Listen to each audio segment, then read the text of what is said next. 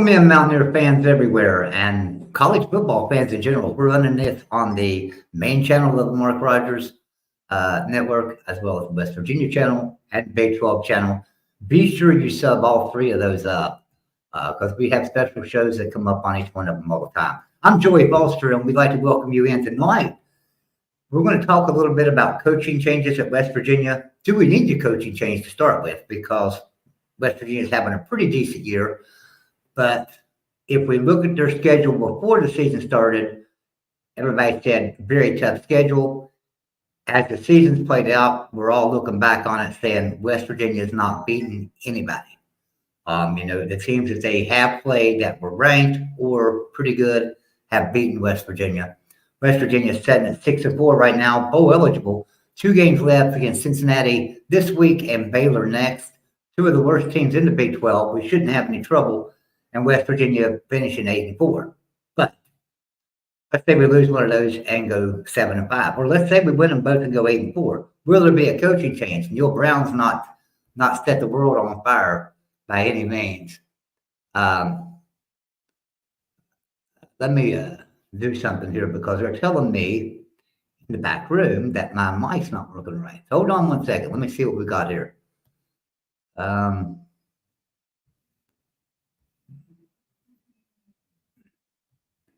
Yeah, it may very well be not working right.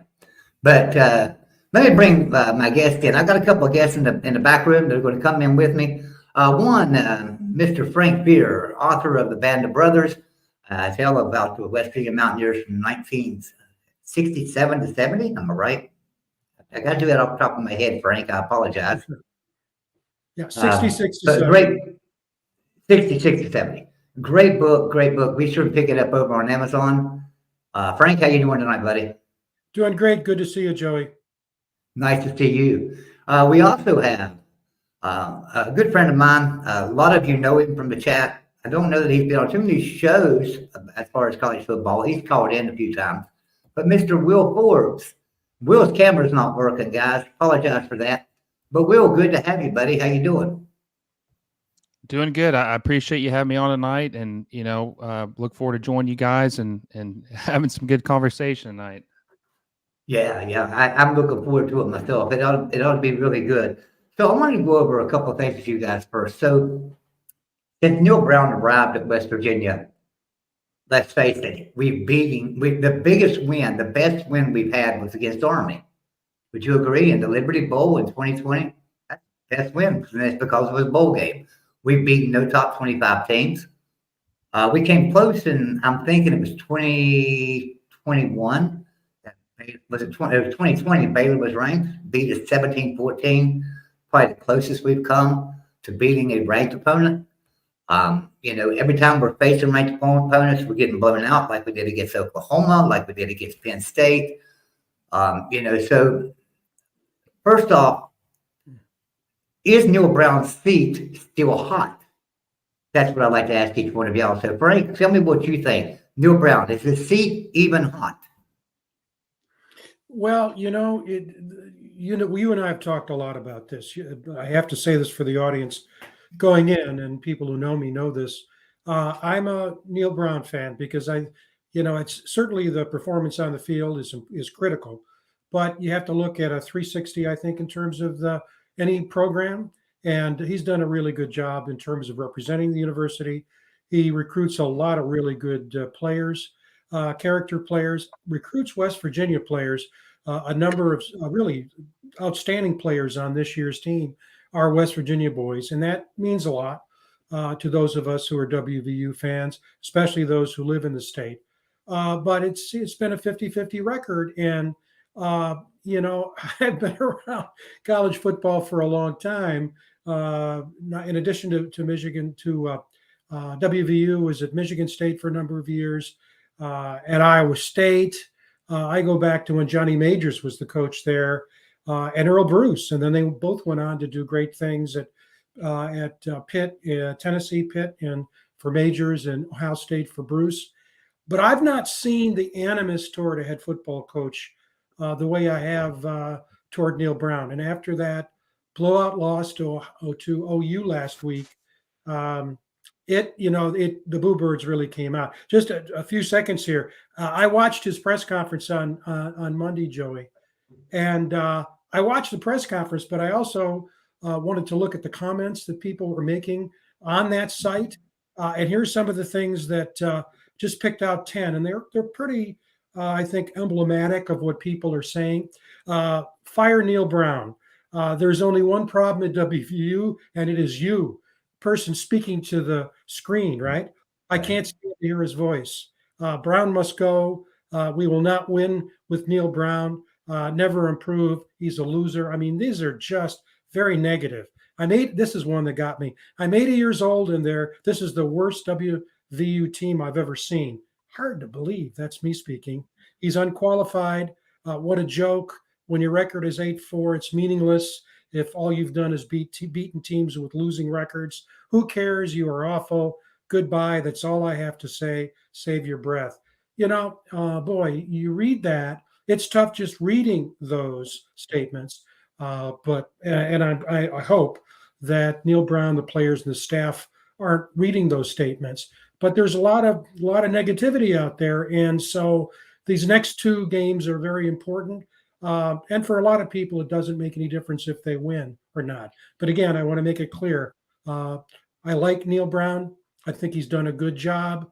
The record on the field isn't as strong as it should be, but I'm in the minority, I think. Yeah, I kind of agree with you. I like Neil Brown. I like him as a person.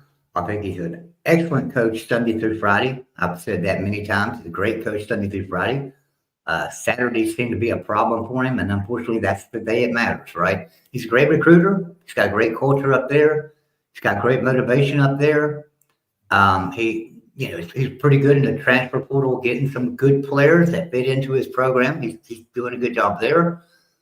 Good at recognizing talent, but he can't seem to put a complete team together that West Virginia fans are used to seeing out of our program. But that's a great point, though. Will, how about you? Do you think Neil Brown's on the hot seat? I think he has to be. I think most people expected him to be a lame duck coach this season, kind of regardless of what he did, and did this unless he had made the college football playoffs or just had a spectacular season, especially because West Virginia, like me and you've talked about, Joey, we thought that they were going to have a losing season because the schedule might have been the hardest he's had since he's been there. But if you look at Neil Brown over the last 5 years, he's only got one winning season. And while it looks like he'll have another this year, it's not for sure yet that he's going to. I think that when you look at his results, they've been mediocre. You look at a coach like Lance Leipold who went to Kansas, a team or a football program that's historically bad, and they've been able to turn around quickly in year 3. They're 7-3, if I'm not mistaken, right now, a ranked team. And that job is way more difficult to turn around, in my opinion. So if you add all these factors and look what he's done over his 5 years, it's underwhelming. And West Virginia has a rich history of football, and I think that the fans and the program deserve better than that. And I just think that they're selling themselves short if they continue with Neil Brown, because I believe that they can get a better coach who can return them to their winning days. So I think he has been on the hot seat. Even if he wins these final 2 games and makes a bowl game, I think that they have to move on, because I think he's very limited in where he can take this program and what their potential is. They have a higher ceiling, and he's just not meeting it. Now, I am led to believe, it's according to who you listen to, but that a lot of the donors are wanting Neil Brown out. The administration's not there yet. I'm just hearing that. I'm not saying that that's true by any means. But and you're seeing it even come across on some Twitter feeds, some people that may know what they're talking about, some people just taking shots in the dark. But the bottom line is, there's a lot of noise around Jimbo Fisher right now, right? Because he's a West Virginia guy. He owns several businesses here in West Virginia, several farms, comes to West Virginia quite often. Big supporter of the university, of West Virginia University. He loves West Virginia University and always supports it. This is the type of guy that comes to West Virginia and goes to a high school football game and tells the guys to go to West Virginia. You know, I mean, he's a true West Virginia Mountaineer guy. And so he would be a great fit at West Virginia for that reason. But then there's the side of him that people are saying, well, he was fired. He's gotten fired now from Texas A&M. And some people say, and he didn't leave Florida State in the best of shape. Yeah, he won a national championship, and this is what you always hear. But he won them with Bobby Bowden players. That's not true. Bobby Bowden left in 2010. They won the national championship in 2014. There's 4 years there. That's a complete class. So these were his players. And then they say, well, he had Jameis Winston, huge player. You know, it was just one thing. Well, he recruited him. He got him there. So that makes it right for him. I want to say hi to everybody in the chat real quick, and then I'm going to get some of y'all's opinions. But we got a lot of people in here tonight. We appreciate everybody. Timothy Green, always with us, great Mountaineer. Thanks, Timothy, for being here. Jackson Johnson, of course, always here with us. Kelly McCourt, nice to have you. Oreo Puppy Dog says Jimbo would be a good fit for West Virginia. You're right, Oreo. Silas, hey Silas, nice to have you in here. Silas always with us. UCF Fez, salutations, Joy. He says hi. Welcome in UCF Fez. Bo Stacker, he's wanting to know what windbreaker is waiting for. Neil should have been fired after the 59 burger OU dropped on us. Maybe so. Go down there. Jim R says, what's Brown's buyout? Brown's buyout right now, and I'll let Frank go into that because Frank researched that today for us and got them numbers. And then we have, well, there's quite a few people. Will indeed, thanks for being here with us. Come on down through here a little bit. John Cross-Topic, sorry about that if I said that wrong. He said Jimbo Fisher is not a good coach. Okay. Goose Corner's here with us. Thanks, Goose, for dropping in. He's telling that John Christopic that his win percentage is 70% and his average 8 wins a year in the hardest division in the country. Talking about Jimbo Fisher. So appreciate that, Goose. You're exactly right. Sporting with Ben and Sam, thanks for being here. Bobby Swinson, Jimbo is broken, he said. And Jim R. Also said, true, no coach is safe if they want to move on regardless. All right, so let's talk about Jimbo's record. Frank, you looked up some of those numbers today. What is Neil Brown's buyout, number one? You looked that up.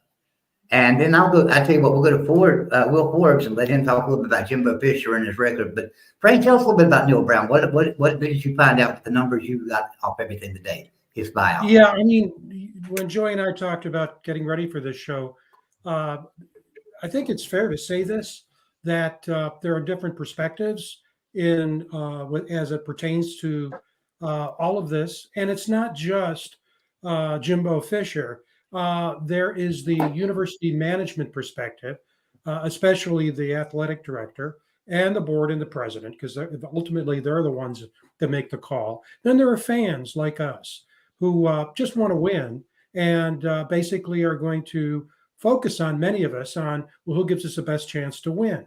And dollars and cents figure into this rather significantly, because think about it. If you're the athletic director and if you decide to end the tenure of Neil Brown at the end of the season, that buyout is $13 million this year. Next year, it goes down to $9 million and change. So you got $13 million, but you're also very likely going to be doing a national search for a basketball coach.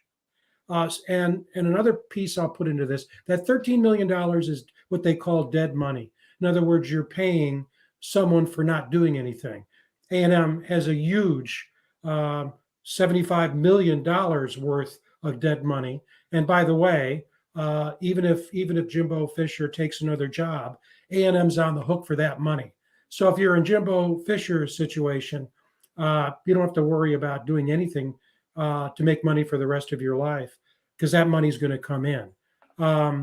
But you know, it is, I think, important for us to think about this from AD's perspective, because as many of us know, West Virginia is facing a projected $45 million shortfall.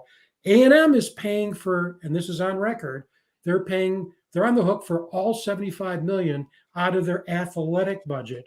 But A&M is either one or two every year in terms of the top revenue generator in major college sports on the public university side, because we don't know much about the private universities. They're not required to report. And so they have the donors, they have the money. West Virginia's athletic budget in 2022 was ranked number 45th in the country. A&M, I think, was number 2. So the budget's about 105 million. You got to make it work. And so the question becomes, can you make it work? As it relates to Jimbo Fisher, who knows if he were offered the job, what he'd ask for, given the fact that A&M is going to be paying him. But it's, and then the last point I'll make is, yeah, you can look at his record. It's a good record. There's no question that at A&M, he was in the toughest conference in the country. Clearly, he has a good record overall. But I think the bigger question is, how much gas does he have in the tank for the next job? And with some coaches, there's a lot of gas in the tank, no matter where they've been and what they've done. But we don't know that. That's the unknown. That's right. All right, Will. So tell us a little bit about Jimbo. You started talking to me months ago about Jimbo Fisher should be hired by West Virginia. You were before the season ever started. You told me Jimbo Fisher is going to be fired this year. West Virginia needs to start thinking about that and looking that way.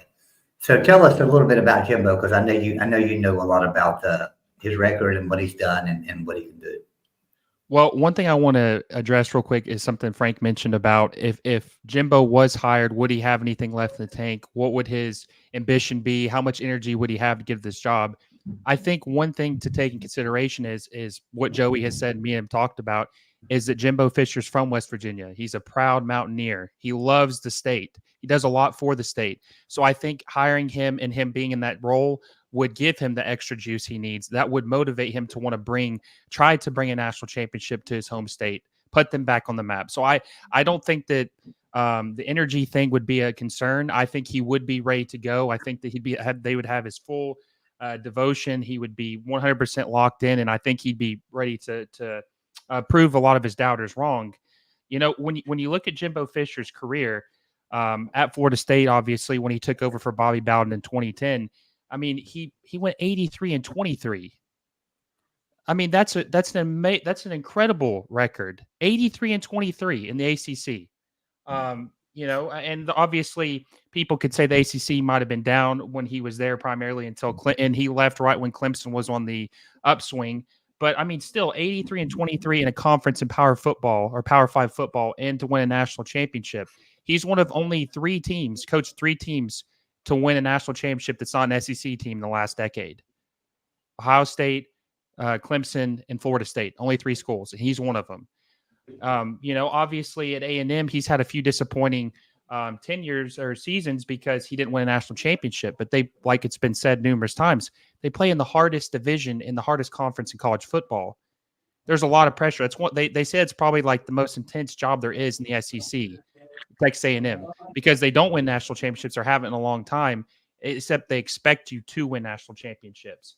And, one of the things too about this season is he went 6-4 and got fired in the SEC West, division. Neil Brown 6-4 in the Big 12. So look at the difference. Look at the standard we're holding these two different guys to. He's got a winning record at Texas A&M. He went 45-25 at Texas A&M in the SEC East. Neil Brown's had 2 winning seasons, possibly 2 winning seasons in 5 years. I feel like these two coaches aren't even comparable. They're not even comparable. Jimbo Fisher, I believe him coming back to his home state, coaching a team that we all know he loves. Obviously, the man's proven he can recruit. He's had the number 1 recruiting class, I think, 2 of the last 3 years at Texas A&M. So the guy can recruit. And we're not even mentioning the players he might be able to get convinced to transfer to West Virginia, which is a lot easier to do these days. With the transfer portal changes and NIL, we'll see what he could possibly do in that aspect. But I believe if he became the Mountaineers head coach, that West Virginia not only could get back to their winning days, but maybe even take it to new heights, and that he could run the Big 12 for a decade because it's wide open. And I believe that he'd be able to bring in the talent to do this. And I just think it's a perfect timing. I've thought it was the stars were aligning. It's why I told Joey. I mean, Neil Brown's been on the hot seat. A lot of fans want him gone. Jimbo Fisher has also been on the hot seat with A&M because they're high expectations and high standards. And I think this would be the biggest missed opportunity in West Virginia football if they can't get this done, in my opinion. For the Mountaineers out there, and I see it a lot. I'm seeing it a lot on Twitter and seeing it a lot on Facebook, things like that. A lot of them are saying, well, why would you want Jimbo Fisher? He just got fired from Texas A&M. Plus, he's not that great of a coach. He wasn't able to do anything with the best recruiting class in the country down there. But you've got to remember something. He is coaching in the SEC. He is coaching in the SEC West. That is the hardest division. He's playing the Alabamas and the LSUs and stuff all the time. And, he has beaten Nick Saban and even called a shot before the year started. One thing I want to talk about, too, is culture at a football program is very, very important. You have to have the right culture. I don't know if Jimbo Fisher fits in at Texas A&M. I really don't. Honestly, I've lived in Texas for a couple of years. I didn't fit in. I'm a Mountaineer. Mountaineers speak their mind. They'll tell you like it is. I mean, they just tell you what's on their mind, and that's how they are. And that's a true West Virginia person. And it's not that we're jerks.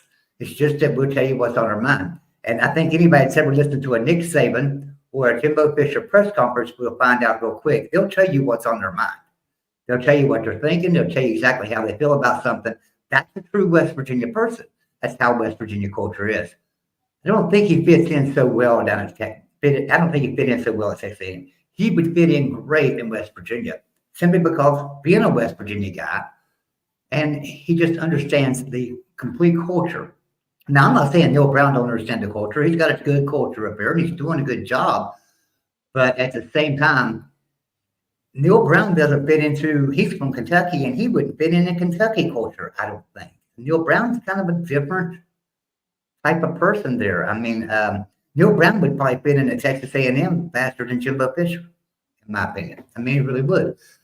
So that's my thought, is that culture plays a big part in this, and Jimbo Fisher could bring some great culture into this. And by the way, this is going to be a call-in show too. So I will drop the link here in a little bit. Let you guys come in and talk, ask your questions, or make a statement about Jimbo or Neil Brown, whatever you want to do. So anyway, Frank, go ahead. I seen you with something on your mind there a while ago. Go ahead. Well, you and I talked about this too, and that is you've got a marquee name. There's a splash factor. You go back to what happened in Colorado, with Deion Sanders, Coach Prime. The athletic director said very bluntly after he was hired, we didn't have the money to pay his salary, but we knew that when we hired him, money would come in, and they're right. And you and I were talking earlier today about the Fairleigh Dickinson factor. Fairleigh Dickinson, small school in New Jersey, basketball team, beat Purdue in the NCAA March Madness last year. Well, what happened as a result? More donations, 35% bump in applications to Fairleigh Dickinson this year. The big question on those, though, on that with the marquee and the splash factor is, how long does it last? How long do you get that impact? You look at Coach Prime now, 4-5, I believe they're right now, losing record, close games in many of them. But after the beginning of the season with that huge win at Texas A&M, we thought it was basically off to the races. At the same time, that team, the Buffaloes, were rated by ESPN as the bottom team in all Power 5 football going into the season. So Deion Sanders had a lot to do. But as we talked earlier today, Joey, a person by the name of Jimbo Fisher is probably going to get players to come to West Virginia that otherwise might not come. And he brings that name to the table, and people stop, and players stop, and parents stop to take a look.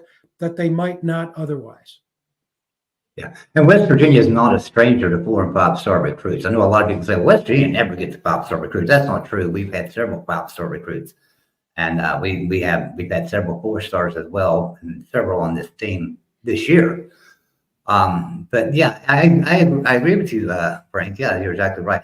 I'm trying to look at the chat here. I'm going to go ahead and I'm going to post a link in case anybody wants to come in and make a comment about Jimbo Fisher, Neil Brown, or just ask a question or whatever. So I'm going to post a link right here in the chat for anybody that'd like to come in. Coos, I'd love for you to come in and say hi to everybody and join us for a little bit. That'd be fantastic. I don't know if Mountaineer Paul's in here or not. I haven't seen him chat, but he could be in here. Mountaineer Paul, come on in with us if you'd like to. But anyway, yeah. So Will, while we're got just a second here, I want to do something real quick. You've got a channel called MLS Moves, right? Yes, sir. Yes, sir. And Just that's a started up YouTube about a channel month on ago. Major Leagues, and you cover Major League Soccer. Yeah, I cover Major League Soccer, player acquisitions, do stories about teams and talk a little bit about their history, trying to be a part of a league that's growing in this country and a sport that's growing in this country, and just trying to help educate people on certain teams and, trying to help the game grow as much as I possibly can. And we apologize if Will's not on camera with us tonight. Will's having some problems with this camera. Hopefully we'll get that fixed here soon. Hey, we got somebody in the back room who wants to come in and talk with us a little bit. Everybody knows him. Mr. Will NV, our resident Notre Dame fan. What are you doing, Will? Hey guys. How you doing? I'm happy. I'm happy for you guys. I'm happy that the season's going better than people expected for WVU. I know not everyone's happy with Neil Brown. Well, think about it though. That you have to look at who we played. Now, before the season started, you guys were all doom and gloom. I remember that. Yeah, it looked brutal. Having Penn State, Pitt, Texas Tech, TCU, Oklahoma State. I mean, it looked brutal because all the teams that were supposed to be good in the Big 12 were on our schedule, and as it turned out, they've all been a flop. So the schedule became easier as we went on. Now we look at the schedule and go, well, it's not been that tough a schedule. Yeah. The teams that we should have lost to, we've not only lost to, we lost to them pretty bad. Penn State and Oklahoma, they took us to town. So, so you have to look at that too. Yeah, that schedule was brutal at the beginning. It's not so brutal now. Yeah. So I would completely understand if you guys got rid of Brown, just because I know, this was Neil Brown's last stand. If you guys still didn't think he did up to snuff, you would get rid of him. I would give him one more year, but I understand. I totally understand. I'll give him a make or break year next year, but I understand if you get rid of him now. I've been very anti Jimbo Fisher for a while now, and I just think that WVU could do better than Jimbo, in my opinion. So and by better, I mean a coach. If they was to fire Neil Brown, would do a better job at WVU than Jimbo. I'm sorry, I was talking and missed that. Who'd you say? I just think that there could be a lot of coaches at WVU that I would think would do better there than Jimbo. You think someone could do better than Jimbo Fisher, a man who's from the state of West Virginia, won a national championship the last 10 years, and I think someone in the chat said he has a 70% winning percentage as a head coach. You think someone could do better than that? Well, I think that Jimbo's an offense. Jimbo Fisher, you hired Jimbo Fisher for the offense. And the offense that Texas A&M's had has not been good.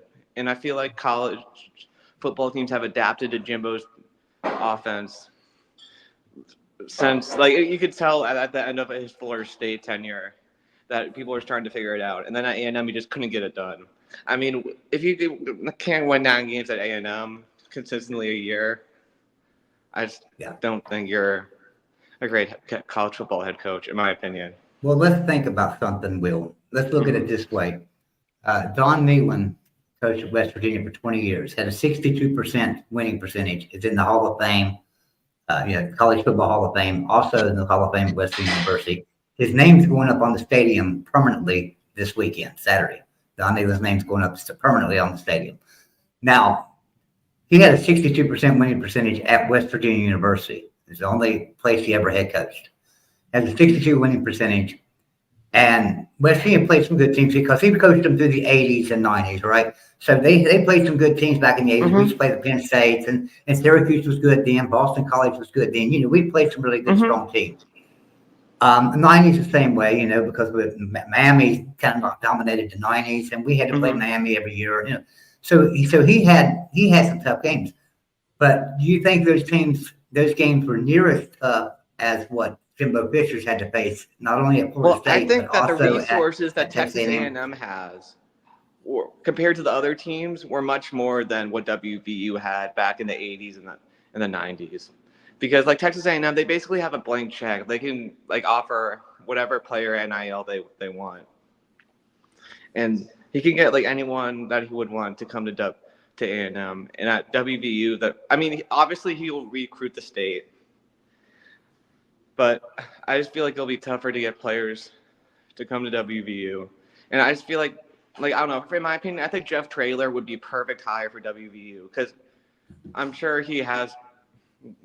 he'll bring in guys that can recruit West Virginia, but he can also recruit Texas as well. And I feel like that's kind of where a lot of the Big 12 teams are. So if he can beat them out for some of their guys as well, and also recruit the WVU area, like that Pennsylvania, New Jersey, DMV area, I feel like he could do very well in the Big 12 with him. Or Kirk Signetti, whose dad coached West Virginia. And that guy's won everywhere he's went. I feel like those two, and as well as Tony Gibson from NC State that has WVU routes, I would definitely pick them. In my opinion, I would pick them over Jimbo. I would love it if West Virginia right now would fire Jordan Leslie, our defensive coordinator, and hire Tony Gibson back. Get Gibby back in town. Hey, you got somebody in the back room? We'll bring them in. Stay here, Will. I'm gonna keep you here. But somebody in the back room, they invited him with us tonight, and he said he would if he got home in time, and he made it. Hey, thanks for being here, Mr. Coos from Coos's Corner. What do you think, Coos? Hey, how y'all doing? Good. Doing fine. What do you think about all these rumors with Jimbo Fisher? It's very interesting. The timing is very ironic, right? With all a lot of the fan base is mad about what's going on at West Virginia and the big loss this past weekend and the loss to Houston, and then all of a sudden, boom, Jimbo's name pops up. So it's definitely entertaining, for sure. Get something good for those of us who do content creation to talk about. That's right. Yep. But no, I want West Virginia to win football games. That's at the end of the day, I want them to do it the right way, but I want them to win football games. And if Jimbo Fisher can do that, then I would have no issue him coming in. For people to say Jimbo's not a good football coach, I just don't. If you want to say he's underachieved at Texas A&M, that's fair. But to say he's not a good coach, I just don't think that's accurate because his I would think Jimbo would do well if he hires someone else to run the offense. Yeah. Because the offense at A&M just wasn't good. But Coos, it wasn't good as last season. Isn't that funny that 45-25 in the hardest division football is underachieving though? 45-25 in the hardest division. You should be going at least 9-3 with the resources that they have there compared to the rest of the SEC. They have the same resources as Bama and LSU. They should be Texas A&M has had, but you got to think Texas A&M has had those kind of resources forever, and they haven't won a national championship since the 1930s. Yeah. Maybe it's just not an easy place to win. It's not. No, it's not. It's very very short leash. And, even if he did have, came up short with that job, who's to say he doesn't walk into West Virginia like we've been talking about because he's got a vested interest in the state and is able to recreate more of his Florida State days than his A&M days. And I believe that with his ability to recruit in a conference like the Big 12, that matters more. I think recruiting is huge in the Big 12 for winning more than the scheme. I think both do matter, but in the SEC, you got to have a great scheme and you got to recruit. Whereas if he's got the talent, I think he could easily win 9 games a season in the Big 12. I really believe he could easily win 9 games in the Big 12 at West Virginia if he brings in the players like he has in his last 2 jobs. One thing I would say is we've got to put an assumption out there. It's assumed by many that if you get a marquee named coach, they're going to win because they've already shown they can win. But if you look at the record and look at what's happened out of USC and look at what's happened at LSU, it hasn't panned out that way. In fact, USC is in a free fall right now. LSU is underperformed. And I'll give you a list right now, and I bet you a good share of our folks watching tonight can't match the names up with the schools. Smith, Drinkwitch, Fish, Fritz, Lashley, Silverfield. All those guys are winning right now, either at other Power 5 schools or at Group of 5 schools, plus Trailer, and he's with UTSA, San Antonio. All those guys are winning, but they're not marquee. You don't get the splash factor. But Yeah. Oregon State is winning. You can't win at Oregon State, and that's where Smith is. Drinkwitz, my God, has performed a miracle. There may be holy water on that campus in Columbia for what he's doing at Mizzou. That's amazing. Fritz, who would have bet any money on Tulane being a power? They beat USC in a bowl game last year, and that's where Fritz is. Lashley's at SMU. They're now going to be in the Power 5. So that's a different ball game. And Silverfield is at Memphis. And some of these guys are not earning a huge salary. Silverfield is only 175. Trailer's 55 years old. He's 37-13. Drinkwitz, he's $4 million at Mizzou. They're not going to let him go. Smith could be grabbable. He's $2.4 million, and he's only 34-33. But he's playing at Oregon. He's coaching at Oregon State. So that's the choice, I think. Again, thinking like an AD, do you go for the marquee if Brown is terminated in a guy like Jimbo, or do you that the dice was rolled with Neil Brown when he was at Troy? I remember Troy, that big win over Auburn. This guy, and they all said he's going to land at a Power 5 job. Well, he has. So it's tough. That's why being an athletic director is so difficult, because there's reward, but there's significant risk.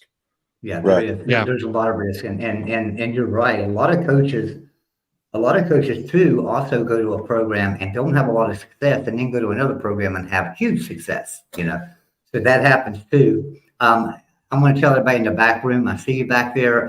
Shane, you're on deck. I just don't want to bring more than 5 in at one time, because people start talking over each other and things. So I want to keep it kind of low right now. But anyway, yeah. So Coos, we talked today as well, and Jimbo would be a great hire. Well, obviously, a lot of us think that. But who else would you be happy with as a hire at West Virginia? Should they fire Neil Brown? I mean, first off, we don't even know if Neil Brown's going to get fired. Neil Brown could go 8-4 plus win his bowl game and be 9-4 on the season. So, and that's always a real possibility, because Cincinnati and Baylor are both down. So do you fire a coach that goes 8-4 or 8-5 if he loses the bowl game, or 9-4 if he wins it? Do you fire a coach that's even done that?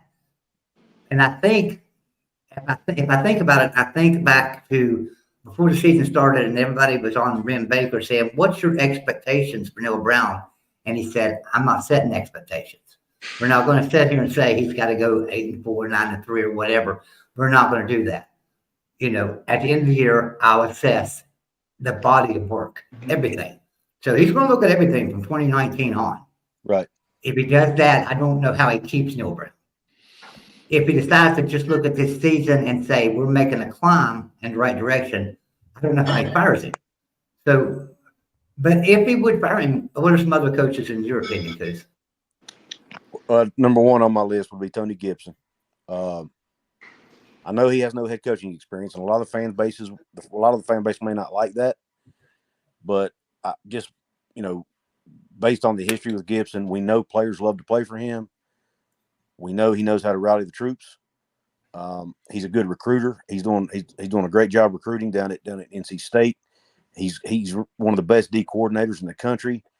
His name is starting to pop up for just about every D coordinator job that comes up, including USC. I saw the other day.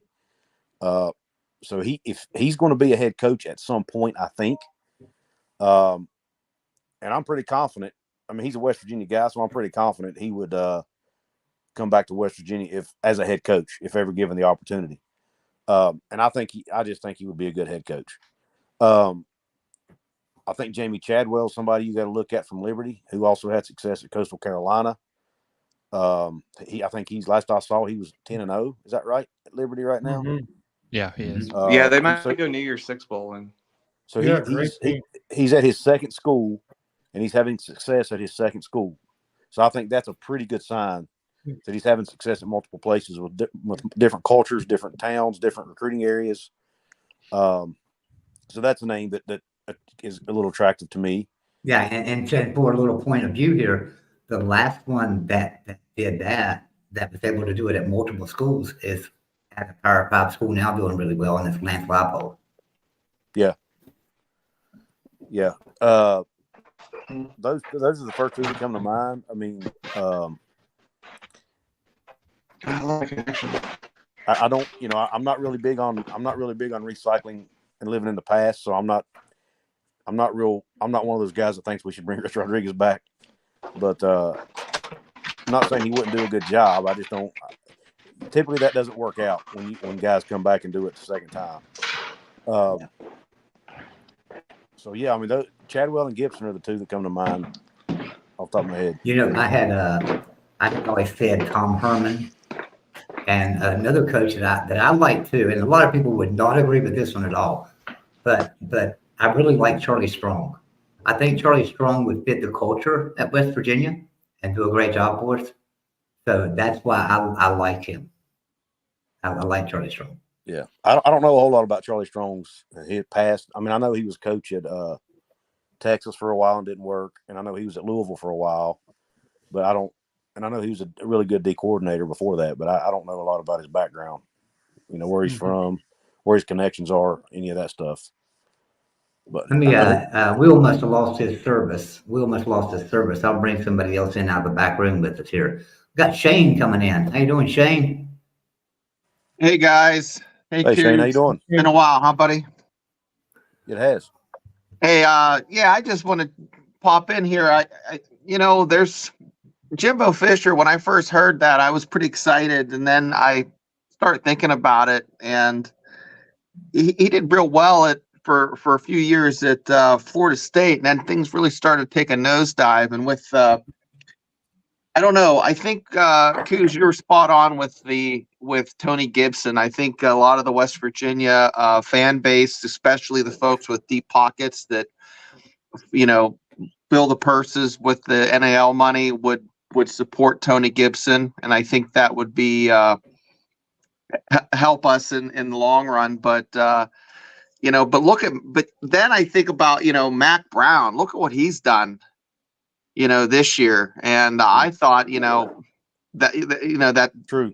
He was a has-been. I thought, he's a good coach, but I thought his best years are behind him. So maybe, I talked myself out of it, but maybe Jimbo might be a great snag. But then again, Neil Brown, he's I don't know, he's really done a decent job this year. There's 3 games that really I'm upset about, but I think it would have been easier to swallow if those close losses were blowouts like last week. Then but yeah, that's about all I have to say. I kind of rambled on there for a bit, but you didn't like the Houston loss at all, did you?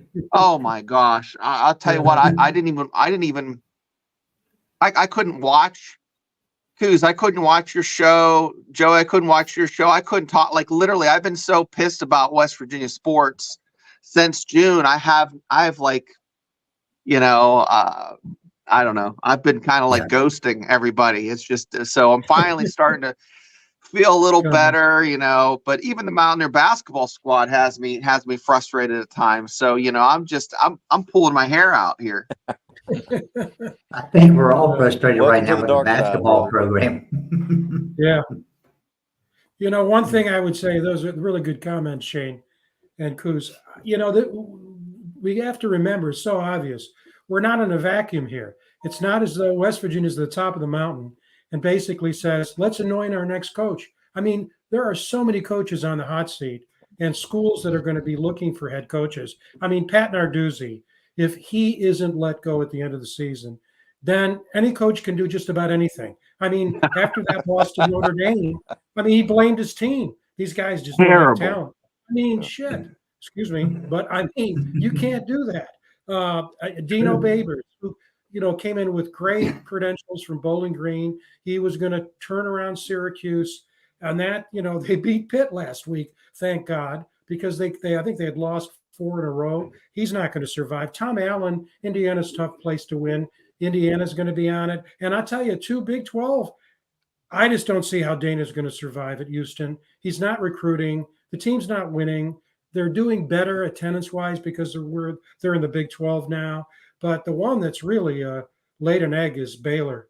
Dave Aranda, how is he going to survive? They do not tolerate what's in Waco, what's happening to Baylor this year. I mean, they are just beating whomped. And the same thing with BYU. That was shocking to me.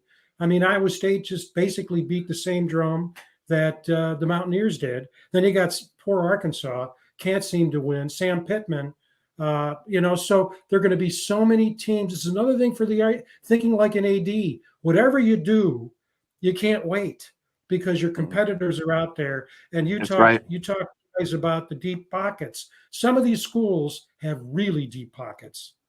Yeah. Let's think about one thing else, one other thing too. Remember, West Virginia is running a $45 million deficit on the academic side right now. And so a head football coach that's winning, bringing attention to the university, or can just bring some great attention to the university will help. Now, let me ask you a question. Is that Jamie Chadwell or is that Jimbo Fisher? Which one would bring more eyeballs to West Virginia? And you have to look at Jimbo in that case. Right. Yeah. So, No doubt about it. Yeah. Even Prime losing is still bringing money in and eyeballs because people want to watch them either win or lose. You love them or hate them. And I'll tell you what, I don't know, has West Virginia reached out to Tulane's coach? Because over the past 2 years, they've been the most impressive program, I think.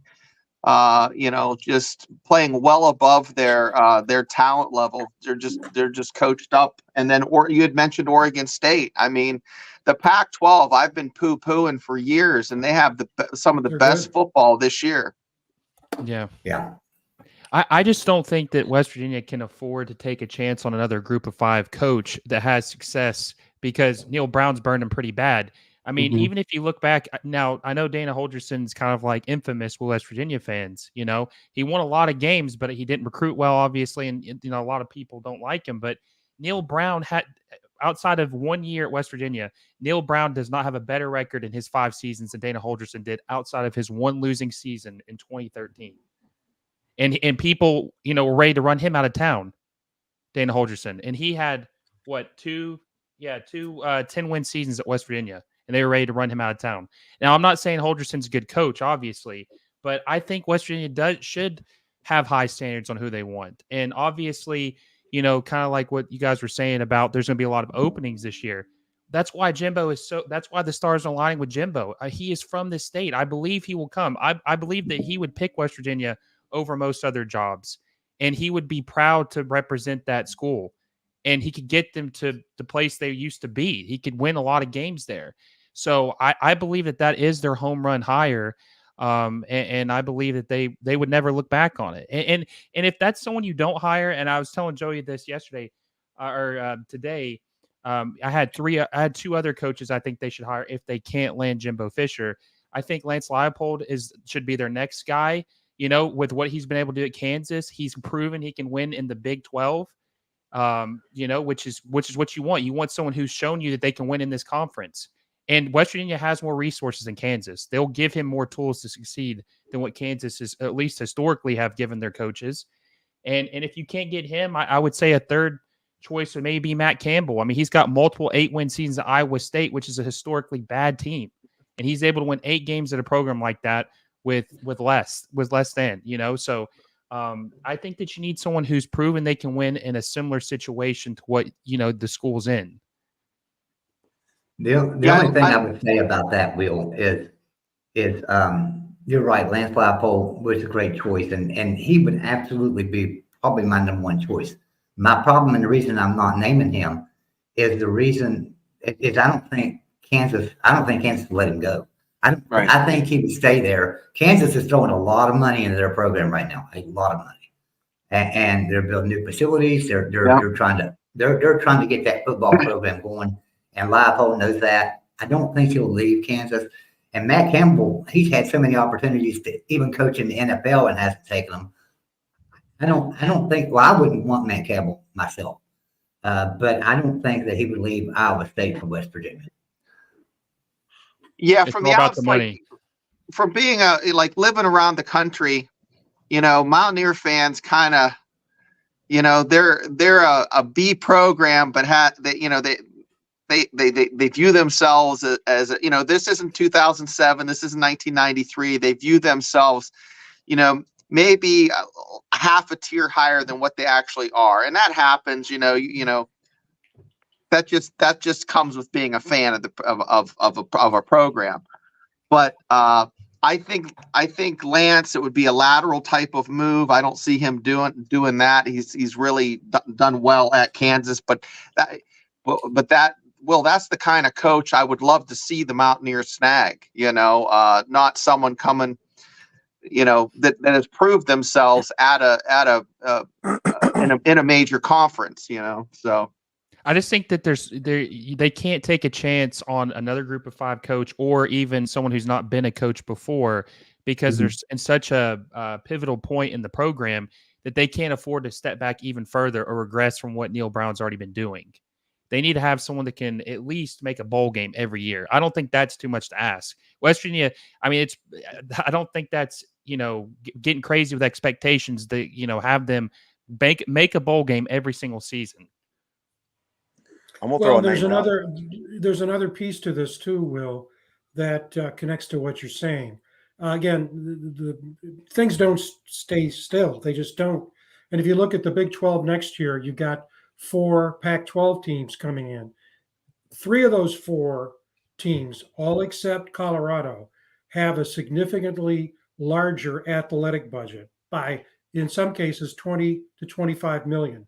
On the resources side. So West Virginia now, when you compare our athletic budget to Oklahoma State and Kansas State, very competitive. Kansas too, but when you look at Arizona, it's just not the same way. Utah, not the same way. Their budgets are larger. So the point you're making is a good one.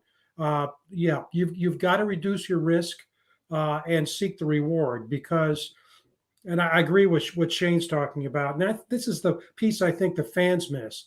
We've got to be realistic about who we are and what we can do with what we have. And as I said, I was at Michigan State, Iowa State, West Virginia, and I would say in that regard, West Virginia fans, what's the best way to describe it? Need to take that more into consideration rather than thinking, hey, we're Michigan South or we're Ohio State East. That's not the real world. We do have one more person in the back room, and I'm going to go ahead and bring them in because there's just one back here. We had several, but a few of them dropped out. I'm going to go ahead and bring this one in with us, Kelly McCourt. Hey, Kelly, how you doing, buddy? All right, how you doing, Joey? Hey, I'm Frank. doing good. Hey, Kelly. We talk every day. Good to see you. Good seeing you too, bud. I just thought I'd jump in and say hi. I'm gonna throw a name out and see what you guys think about it. Okay, good. Cliff Kingsbury. Yeah. Ooh, that's a good one, Coos. It's a good one too, Coos. That That you is a bring good in one. some NIL money. It's all about the NIL money, guys. We're in the infancy of this new era in college football, and it's more. You can see it more affecting the college basketball because there's 5 players, but Right. it's we're at a precipice where older coaches, do they still have the juice? You look at Dana Holgorsen. He's not really an old coach, but he doesn't have the charismatic type of kissing babies and rubbing elbows and just being everybody's buddy. He likes to just focus on the work, and that's it. Right. Where you have to be the belle of the ball. You have to be able to sell your program. You have to be able to recruit year in and year out. You can't just do what Don Nehlen did and the third year having a bunch of guys. You coach them up to be successful, from when they're freshmen to juniors. You can't do that. And then the mid majors, they're all up in their game. They're more competitive. There's a lot more closer games. The spreads have have really come down. You don't see as many blowouts because of this. There's just it's like the NFL light right now. There's just so much, there's just so much chaos. But is it good? Is it bad? But it's just the nature of college sports right now. Mm-hmm. Yeah, the only thing I wish about NIL, I'm fully for NIL. I truly believe in it. I just wish there was some kind of oversight of it, and it wasn't just this craziness of Alabama's got bigger donors, Texas A&M's got bigger donors, so they can get all the players because they can give them more money. Some kind of a cap somewhere, either on a university or something. I just feel like that's got to be done at some point. Will it be? I don't know, but I just feel like that NIL is. It can even the playing field out for everybody if we could get a control of the NIL a little bit. Because right now it's a wild west.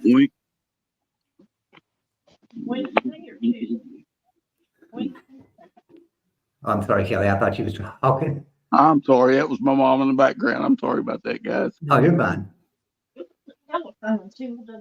Yeah. So, but yeah, I think the NIL is a great thing. It's just that it needs to be controlled a little bit in some way. And I don't know what the answer is to that. I mean, there's been plenty of people that a lot smarter than me say some great things, but at the same time, if we don't get some control over this, we're never at West Virginia going to compete with the Texas A&Ms, the Alabamas, and the Georgias. We're never going to compete with them on an NIL level if this isn't brought into control. And so then if we do have a 5-star athlete coming out of West Virginia, like a Wyatt Milam, for instance, who went to West Virginia, thank goodness. He was a 4-star, but he was really rated a 5-star.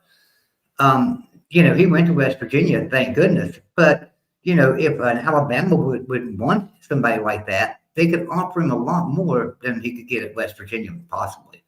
So we have to, if they could just level the playing field out with that, that's all I'd ask. What do you think, Cody? Have you heard any great suggestions on NIL and leveling the playing field? Not really. Just the same stuff that everybody else has talked about. I don't have any new great ideas or anything. But I do agree there needs to be some guardrails to it somehow. And it doesn't need to be used to entice recruits. They've got to somehow figure out how to control that. How they do that, I don't know. I'm not smart enough to figure that out, but something's got to be done because it puts schools like West Virginia's and the Iowa States and those types of programs at a disadvantage compared to the Texas A&Ms of the world. And then on top of that, if we get a great player at West Virginia like we had in Tyke Smith, boom, he goes to Georgia because he's going to get more, right? So we get them in and we develop them as freshmen, develop them as sophomores. They become great players in their junior season, and somebody gets them out of there with a big NIL deal. That's got to stop too. Joey, it's more complicated than we think back to Eric Dickerson and was it a Firebird or Camaro that they gave him when he was down at SMU or in the early 80s. You could just lure a kid in with a nice little $10,000 sports car. I think it's more they want the marketing for their social media platform. They want there's just so, I mean, I'm going to be 50 and it's just like I'm having a hard time wrapping my head around the complexity of like what the secondary and tertiary effects of these kids not seeing as much time at like an Alabama, and then we might be able to get them because they're disenfranchised, but it goes both ways. These 4 or 5-star kids are competing against other 4 or 5-star kids at Alabama, at Michigan, so you can pull that. So that's what these mid-majors are doing. That's how they're, heck, Arkansas beat Florida in the Swamp 3 years ago. Arkansas is always one of those teams that can always upset someone anytime. But, you had Army beat Air Force. Now that's different. But Army, they don't have the NIL money, so they're a huge disadvantage, compared to all these other programs. But this is very, very important. I want to drive this home, then I'm gonna hop off. This next hire for West Virginia will be the difference in West Virginia in 20 years being a relevant program or being like an SMU or like an afterthought, kind of like maybe top mid-major. It's going to be challenging because fiscally we are, we're running on empty. I mean, the school itself is running at a financial deficit, and then you also have a program that's spending X amount of dollars traveling. It's just not going to get any better, any easier. So Great. Great. Yeah, that is a good point. I looked at data today from Knight Foundation with the Newhouse School at Syracuse. Very, very relevant. And basically, they reported the athletic revenues at West Virginia declined 5% between 2017 and 2022. The average increase for a bowl championship team was up like 25%. And so, I look at this as being, I think it's terrific that we're as competitive as we are in football because we just don't have the kinds of resources other schools do. I mean, look at Hunter Dickinson last night playing basketball. He left Michigan because Kansas came through. Just what we're talking about with a much bigger now. He had 27 points and 21 rebounds against Kentucky. Now think about what KU would be like without Hunter Dickinson in the middle, and think of what University of Michigan isn't going to be because Dickinson left. Same thing with Keon Coleman. He's a difference maker at Florida State. He left Michigan State because of nil money. It's I think Congress is going to have to step in because people forget the NCAA. They say, oh, they don't lead. The conferences and the schools don't want the NCAA to lead because anything the NCAA does that hurts somebody. Look what's happening in Michigan right now. Okay, the Big Ten stepped in against Jim Harbaugh, and the Michigan's luring up. They're basically saying it's us against the world if you've seen the T-shirts. And so the NCAA can only go so far. So I hate to turn to government for regulation, but there's got to, as you said, Coos, there's got to be guardrails, and it's just not going to come from the NCAA because of the members. Yeah. Now, Tommy Tuberville and Joe Manchin were working on that for a while in the Senate. I don't know what happened to it. I know it was brought up a few times, but I don't know if there's a perfect solution to it. Let me go back here. There was some people had some statements I wanted to bring up here. All right, so Todd Gwynn says this right here. Add $1 or $2 for every beer sold in the stadium for NIL. Sounds like a great idea, Todd. Unfortunately, you can't do that because that would be university contributing to the NIL, and that's a no-no. Can't be tied to the university. Hey, Joey, Todd could take his beer fund and donate it to the NIL fund, and that could be it. Good idea, Shane. All right, Todd. So we'll be looking forward to that. How many 12 packs you drink a week? There you go. Let me ask you guys this real quick though about something about Jimbo Fisher, because obviously with him, he would have the fan base and obviously probably a lot of boosters feeling pretty good, probably better than they have in a couple of years. What kind of difference do you think booster wise having him in place as coach would be versus a lesser known coach as far as investing money and resources? Like, do you believe that would maximize their investment having a guy like him because the confidence they would have in the program? I want to say yes, but then at the same time, I think about back in 2007 when Rich Rodriguez went to the university and wanting $50,000 for his assistant coaches. Not a piece, just a total of $50,000 to give all of his assistants a raise so they wouldn't leave and wouldn't be tempted by other programs to leave. And they told him no because they didn't have the money. And we were my gosh, 2007 we were playing in our second BCS bowl under Rich Rodriguez, right? So. I mean, I just don't know. I don't know if the boosters would come in big time. I mean, it's going to be better than it is under Neil Brown, I believe. But how much? I don't know. I think that would yet to be seen. Well, that's Will. I want to ask you something. So, and the group. So you have. Let's compare Tony Gibson and Jimbo Fisher. One has a lot of experience as a head coach. The other one isn't as experienced. Bang for your buck, though, I think you're going to get just about as much NIL money from someone who has ties to the state over a period of years. Really, Jimbo hasn't hasn't done any coaching and correct me if I'm wrong, he hasn't coached in West Virginia in what 25, 30 years. So, but how much would Jimbo Fisher cost the university? Where I know he's going to get $70 million from his buyout, so it might not be a money thing. It might just be he wants to come home, that type of thing. But I think Tony Gibson has the pulse of what's going on currently. I don't know. Jimbo Fisher just has not looked that great the past 2 years, but he has won a national championship within the past 10 years. But 10 years ago is like you might as well just be talking about the 1944 Army team, Yeah, but just like somebody brought it up a while ago, I think it was Coos that brought it up. Texas A&M ain't won a national championship since the 30s anyway. So it's not like they were a big national championship program when Jimbo Fisher was hired. Yeah, Texas A&M is like out of the SEC schools, that'd be the last school I'd want to coach for. It's so tough to man. Forget that. Well, another thing too, when Jimbo Fisher got hired at A&M, they gave him an insane assistant pool, salary pool to hire some of his coaches. They paid Mike Elko $2 million a year to leave Notre Dame to be the DC at A&M.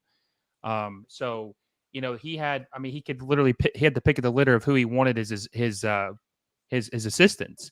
And that's one thing I would be curious to see is what kind of salary pool would they give him at West Virginia to hire the coaches he'd want, because he's going to want his coaches. He's not going to just want anybody. So if they do hire Jimbo Fisher, they're going to have to be fully committed to what he needs to make sure he's happy. And he left Florida State because they wouldn't pay his assistant. Right. Jimbo Fisher has penthouse dreams, and if he came to West Virginia, he'd have an outhouse budget. And I don't think he wants to deal with that. You know what I mean? That's kind of why I'm wondering if the boosters would be, because Joey's told me this numerous times that you guys have some of the wealthiest boosters of any school. Like, you have some very wealthy boosters. And I'm just wondering if they would put their money where their mouth is, give him the resources or at least donate to the school to make that a reality, to give him. Because if, you give him his coaches and stuff, I think that, the sky's the limit. I want to say that they would, but at the same time, we have to realize they're going to have to come up with the money for Neil Brown's buyout, which is $14 million. Then hire a new coach and pay for that. So how much they'll increase it, how much they would increase the assistant coaches pool, I don't know. I looked at that a year ago, and West Virginia was $1.5 million in the coaches pool behind Virginia Tech. And that was the closest one. That was the only one that was close to, was Virginia Tech. They were $1.5 million behind in the coaches pool there. So if you go and look at Kentucky, Tennessee, Pittsburgh, Penn State, Ohio State, all the other schools around us here in this area, well, they blow us off the map with the money they put into their assistant coaches compared to what we've got. So you're right. We have to put some money into the assistant coaches, Shane. I mean, there's no doubt about that.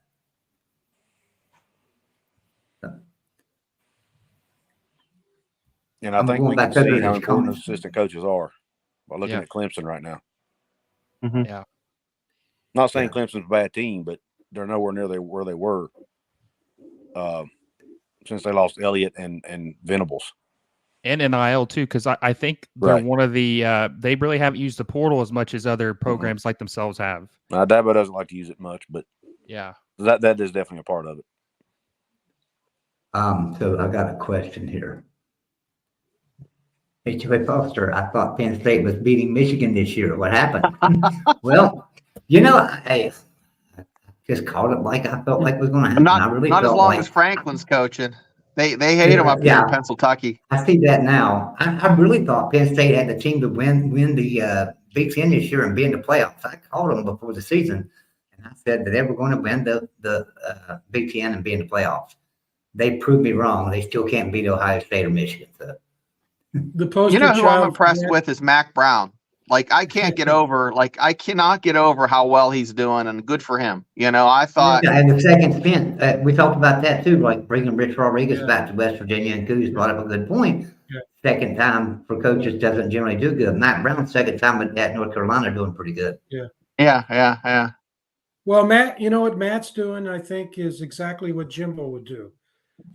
It's your legacy. Matt Brown wanted to get back in, and does Jimbo want his career to end on a low note at A&M? But on that Penn State thing, that viral video says it all. There's the Penn State running back breaking through the line, and he's got about a 10, 15-yard lead on that 375-pound Michigan lineman who catches him and brings him down. In fact, if that lineman had the ball, he would have scored. I mean, it's just, I mean, woe is me has replaced We Are Penn State up in Penn State College. I mean, what are they supposed to do? Every year they lose to Ohio State and Michigan. Try as they might, it's despair. But now think about it. If they were in the East or the West division, they would probably win that every year and then play for the Big Ten championship. That's right. Yeah, for sure. So, it's just according to where you land. And unfortunately, they land over there. You got Michigan, Ohio State, and Penn State right there together. And I think the Big Ten would break that up. Yeah, the talent in the Big Ten falls off a cliff. You have 3A plus or 2A plus programs, a B plus program, and then you have D's and F's. Whereas, the Big 12, you have a crap load of B's. Every other year you have maybe an A with Oklahoma or Texas, but they're leaving. And then you have maybe one team that's like a D minus. You don't have that, that huge drop off. I mean, everybody's beating each other up. ACC, they're all about C. I don't see anybody that's fantastic. But I'll tell you what, in the SEC, everybody's in that B category, that C plus category. I mean, now a C plus program in the SEC is going to be better than, but it's just that they're very competitive. I just don't, the Big Ten has been overrated. Will, did you hear that? Shane just said that Vanderbilt is a B plus program. No, he didn't say that. Nicest thing anyone's ever said about the program. No, I didn't say Vanderbilt. I said there's a few that are still that are kind of off that, but they're just middle of the pack is solid. Even Arkansas, Yeah. But let's it's great talking about this coaching stuff. But let's talk a little bit about this weekend. Let's talk about West Virginia and Cincinnati, going at each other this week. I said something to somebody today, and it might have been Will or Coos. I talked to both of them on the phone, or it might have been Frank. Talked to him on the phone. If Cincinnati plays like it did last week, and West Virginia plays like they did last week, Cincinnati will beat West Virginia. Bottom line, that's how I feel about it. What year was that? I don't think that's going to happen. That Rich Rod lost. It was like 13-15 to Cincinnati. I was so PO'd. I was ready to send my diploma back. I think that was 2002 or 3. No, the last time. No, but I'm talking about it was like a 13-10 score. Rich Rod was like second year, third year. I thought that was it. They lost. Cincinnati beating West Virginia. 2003 is when it was. 2003. 21 in 2009. Yeah, it's got to be earlier. But it was earlier. Cincinnati has beaten West Virginia 3 times. They're 3-18, I think. That's right. Yeah, it's 15-13, and it was in Morgantown in 03. Yeah. Yeah, it was 15-13, September 13th, 2003. I was so disgusted. And then look what happened. 3 years later, West Virginia's playing in the Sugar Bowl, and I mean, you don't know. We might be just on the cusp of things being turned around, and we're wanting to shit can Neil Brown, but a lot of people a lot of people do. But Rich Rod got it turned around. He came in, followed Dana Holgerson offense, or not Dana Holgerson, Don Nehlen. He came in following Don Nehlen, and Don Nehlen, we all know, was a power football team that run the ball down your throat. Good passing as well, but nothing like today's passing game, right? And Rich Rod kind of brought that scramble quarterback passing game into West Virginia. So he had to completely overhaul the team to his standard, right, to what he wanted to do. So we kind of give Rich Rod a bow on all that stuff. And he didn't take near as long to do it as Neil Brown did. Right. So that's what's got me. Now, there's another thing, too, though, is Neil Brown was left an empty kettle in 2019, right? He had nothing to build off of. The team pretty much didn't exist. But everybody graduated. We had a great 2018 team. They all graduated and left or transferred when Hogerson left. So Neil Brown came into nothing, and then all of a sudden he's coming out of a group of 5 to coach a Power 5 program. He had recruited a group of 5, but he had never recruited a Power 5 program, so he's got to learn that deal. He's got to recruit a different type of player, a different stature of player than he was recruiting at the group of 5. And then COVID hits. So in 2020, he can't even go and visit these recruits in their homes or anything like that. So he had some things go against him. So I'm kind of giving Neil Brown a pass for 2019 and 2020. But the 2021, 2022, and 2023 seasons is what I'm really looking at. And there's nothing impressive there, you know. And like I said, the best win was 2020 over Army in a bowl game. That's just because it was a bowl game. We made it to a bowl. And, you know, so. But Joey, get a time machine, go back a year. And if we were talking about West Virginia having the record they have, minus the Oklahoma ass whooping, we would be ecstatic, you know. And of course, the Holgerson thing, I think I have more nightmares about that than deployments. But yeah. Well, that's the storyline for this. That's the storyline for this weekend's game. Preseason, the team that was picked 14th, West Virginia, playing the team that is 14th. You know, Cincinnati Bearcats. The other thing that's interesting about this game is, and I had to verify this. Emory Jones is the quarterback, right? He played his first college football game in 2018. He's been playing college football since 2018, 6 years. This is his third school, Florida, Arizona State. The other thing to watch is that you talked about the game last week, Joey, between Emory Jones, the quarterback, and Corey Kiner, the running back. Those two alone accounted for 70% of the offense. 70% of the offensive yardage last week was accounted for by those two guys. And so it's not a mystery how you beat these guys. The question is, we just got to go out and basically do it. And we're a heavy favorite, obviously, if you look at the line and all the other things. But also too, with you know, West Virginia geographically in the Big 12 until this year, not having any teams close to them, you know, you would say probably Cincinnati is their biggest rival in the Big 12 just because of the history they had in the Big East. You know, I think they'd played like 20 times historically before this year. So if they lose not only to a bad team, probably the worst team in the Big 12, but a rival, you know, that's like a double sting, you know? So I feel that could be the end of Neil Brown as we see it if they do end up losing. Will. I don't know how most fans feel about that. I never considered Cincinnati a rivalry game at all, ever. It's like if you're at Cincinnati, you think West Virginia's a rival because they've whooped you so many times. But I think if you're a West Virginia fan, it's the other way around.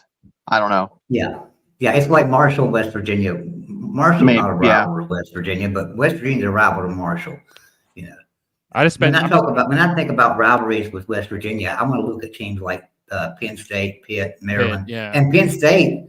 They're the same way with us because they've beaten us so many times. They're a rival to us, but we're not a rival to them. You know, it's just nice that you guys finally have someone close to you. You know, where absolutely driving distance to a game. Absolutely.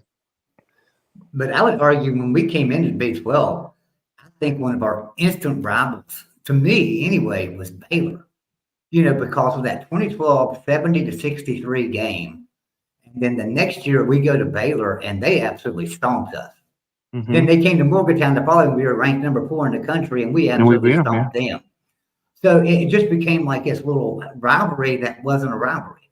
Yeah. I think a lot of fans looked at Baylor as a rivalry in Big 12, and I did. And I still do. I think Baylor will be back. They're too good of a program to not be. So whether it's with Dave Aranda or somebody else. But So Bo says, Joey, everybody had the same problems during the COVID year. You can't use that as an excuse anymore. I'm not using it as an excuse, Bo. I promise you I'm not. There is no excuse for his record. There's not. I was just saying maybe we could give him a benefit of the doubt a year or two, but we can't give him any more than that. So Anyway, Coos, go ahead about the Cincinnati game. What do you think, man? I really think that if West Virginia, if Cincinnati takes care of the ball, they can beat anybody. That their biggest problem has been turnovers. They've made some really stupid mistakes on special teams, and Emory Jones throws a lot of picks. If they can protect the football, and I'm telling you what, Zach Frazier's going to have his hands full against Dante Corleone, that nose tackle they've got. That guy's a stud. I'm a little concerned about that. The last time we played a defensive tackle or nose guard that good was against Houston when they had that Caesar kid, and he wreaked some havoc on us that night. He did. So Zach Frazier, hopefully this will be a redemption game for Zach because he didn't play very well last week. That whole line didn't play well. No. So hopefully those guys can step up and mop the floor with those Cincinnati D linemen because we're going to need it because we have to run the football, number one. And we've got to. I think we need to force a couple turnovers and play just clean. If we can play good, clean football, force a turnover or two, run the ball, we'll win. In my opinion, but and Green's got to protect the ball too. I mean, yes. That's one of the reasons they beat Houston last week is they picked off Donovan Smith 3 times. Mm-hmm. And so you're absolutely right, Kuz. They can be had, and we've got to get off to a fast start. Don't give them any opportunity. More like the BYU game, and a hell of a lot less like OU. And you're right that the offensive line, particularly Remack and Yates, did not grade very well against Oklahoma. They had their hands full. We can't have this week. And you've got to have people like Horton show up. He did not have a good game against OU.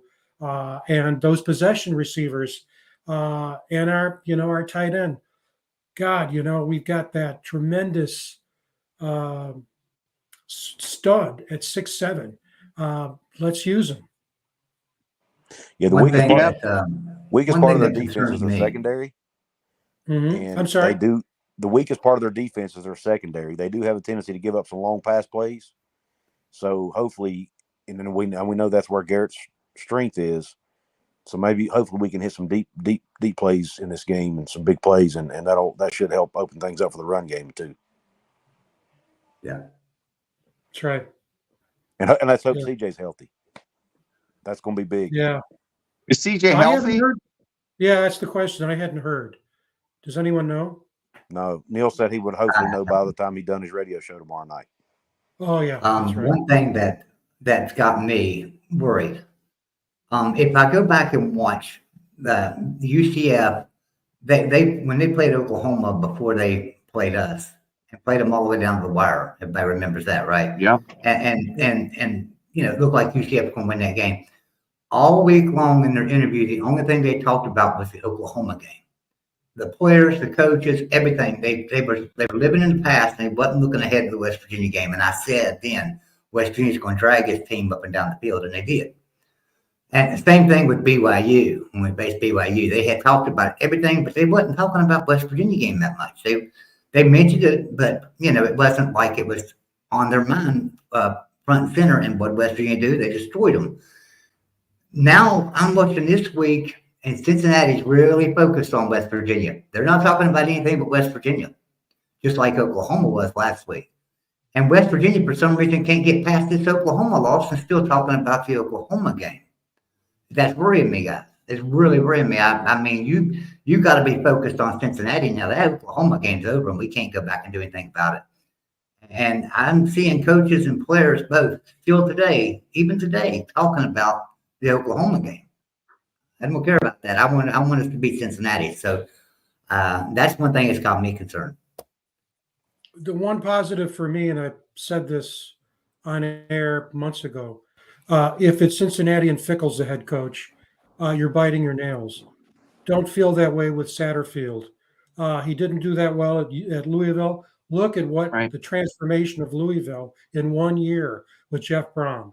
Satterfield jury is, I don't even know if the jury's still out. And so, that's, I think that's in our favor. They won 80% of their games over, I think, the previous 4 or 5 years.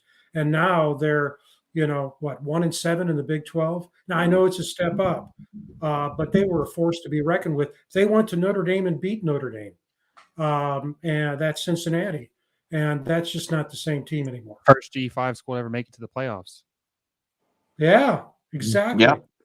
Yeah. And I think they're having a few locker room issues too there, potentially with some of the guys that Satterfield brought in that maybe aren't buying into what he's doing, or some guys that even were already there.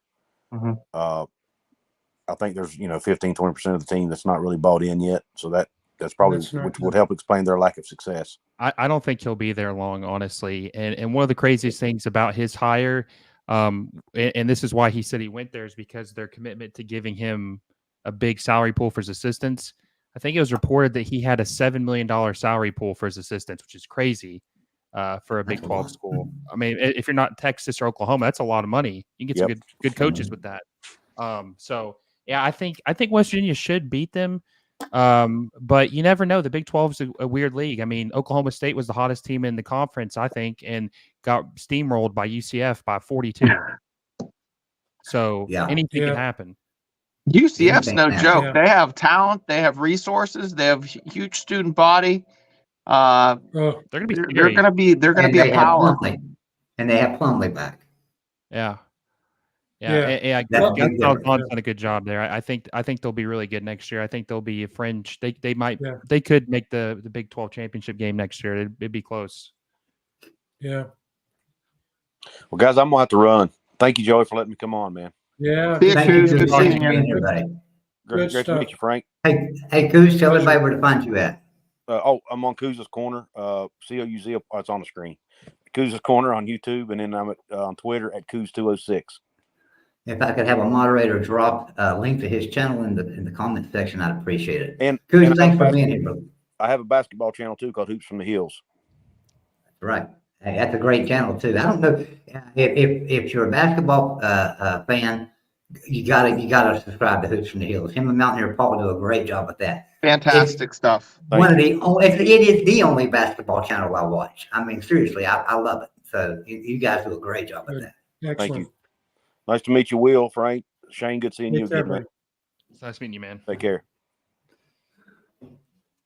So I didn't get a final score from Coos of what he thought it was going to be.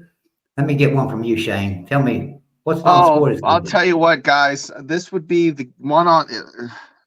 If I were to bet, I do a show every Wednesday, or usually Wednesday or Thursday. I do a college pick 'em. And it's 20 minutes. I pick 10 games to watch, and we're usually, I picked the Army beating Air Force and Arkansas beating Florida. I wouldn't put this on the list because I have no idea what's going to happen. I mean, I'm a Mountaineer fan, but this is not one I like to. I don't like this setup for the Mountaineers. Joey, I think you're spot on with.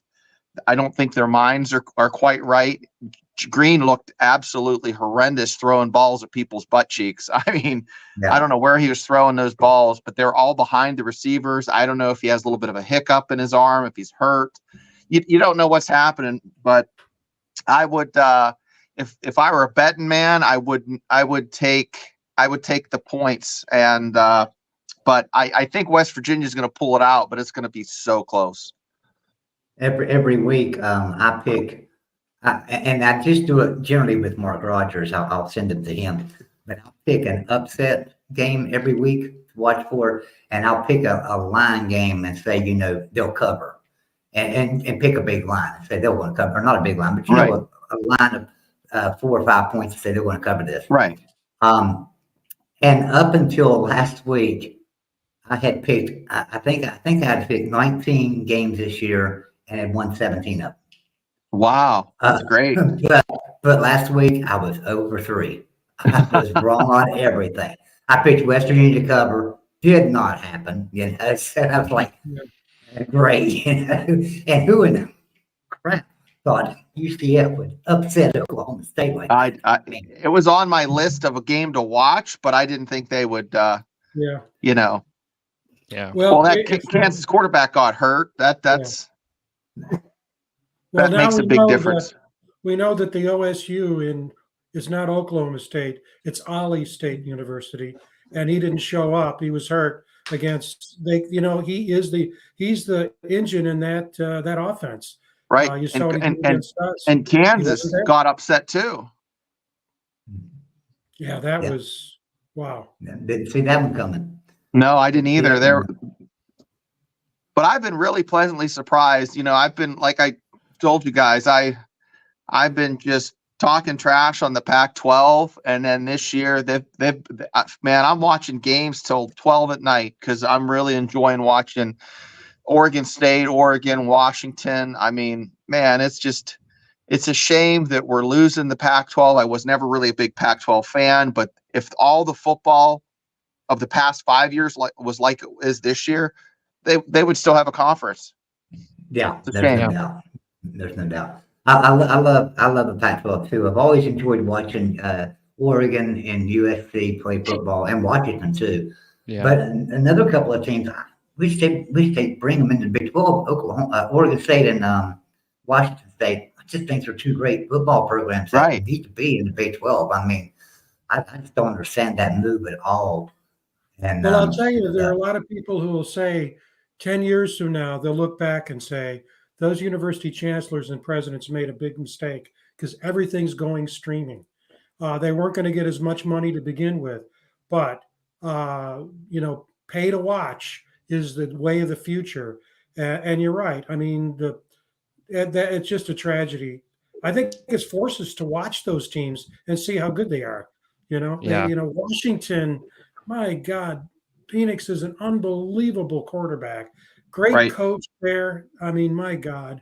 And it's just too bad. But And just a neat place the stadium is just such a scenic, beautiful place. I mean, I travel out there on occasion, and it's just, man, it's just really neat. If you could, but yeah. And one thing about it too, Oregon State and Washington State won today in court Yes. against the Pac-12. But the judge did throw a little clause in there that said they had to be kind of fair to everybody. So they can't just take all the money and then keep it. I'll be curious to to try.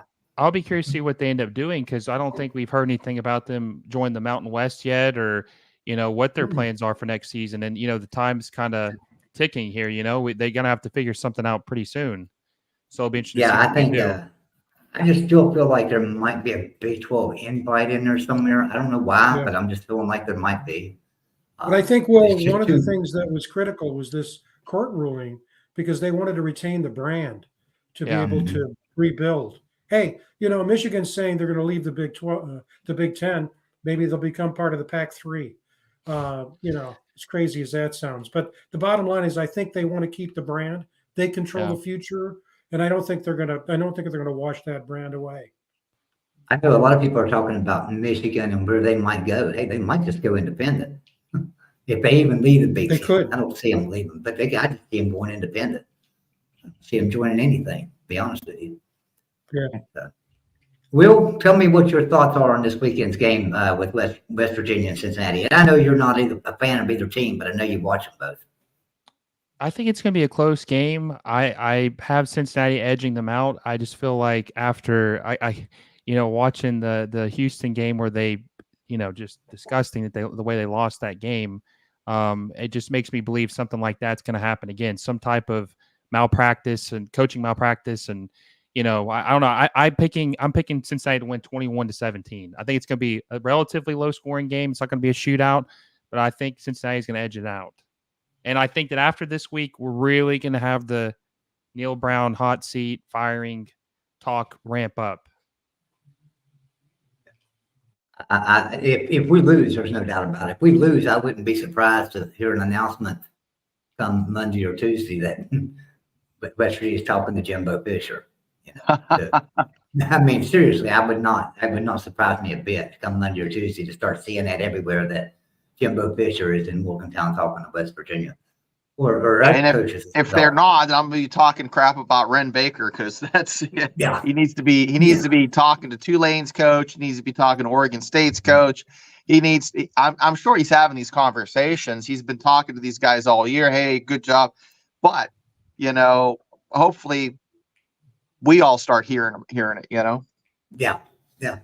I agree. I kind of agree with you that West Virginia could lose this weekend. I don't think they will, but my play this week with this game is the over. I think it's going to be a pretty high scoring game. I think it's going to be something like 35-31, something like that. So my play on this week is the over. Frank, what do you think about this weekend's game? Well, it's a must-win for West Virginia. I'll give you the score first, 33-15. I think we're going to know pretty early the mindset of the Mountaineers. They've got to come out.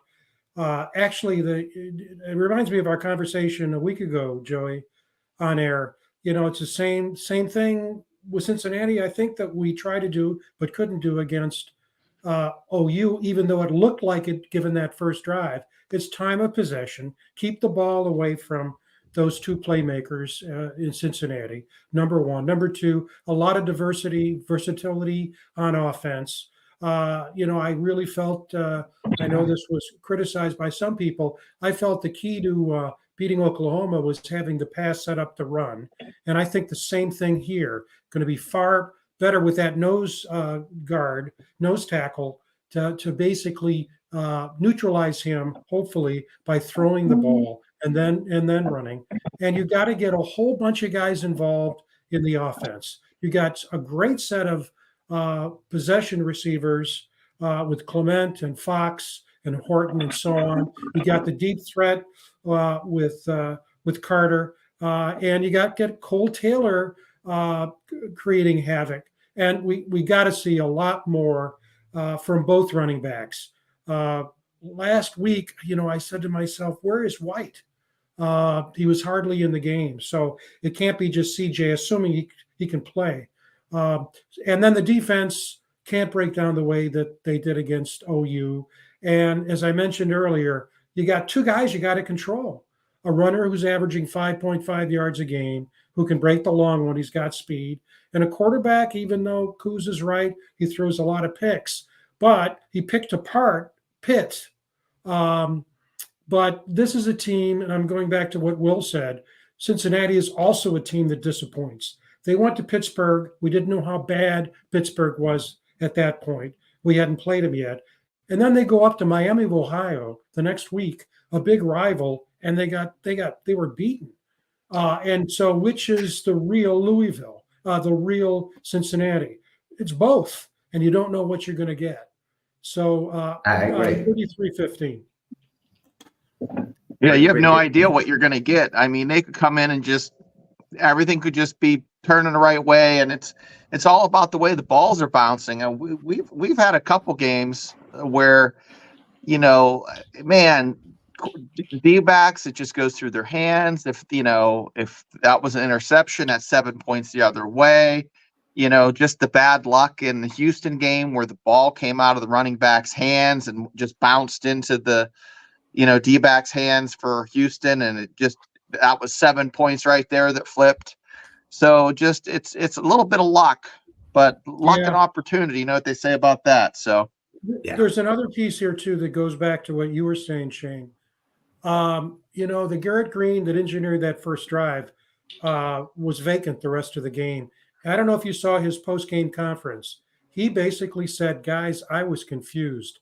Their defense had me confused after that first drive, and he couldn't figure it out. He said it wasn't until and I'm paraphrasing here, but it's accurate. He said it wasn't until the second half he could look across the field and have some sense of what the defensive scheme was. I think that's why he was throwing the ball in the ground. Frank, is that a coaching? Is that a young player issue or a coaching issue or a little bit of both?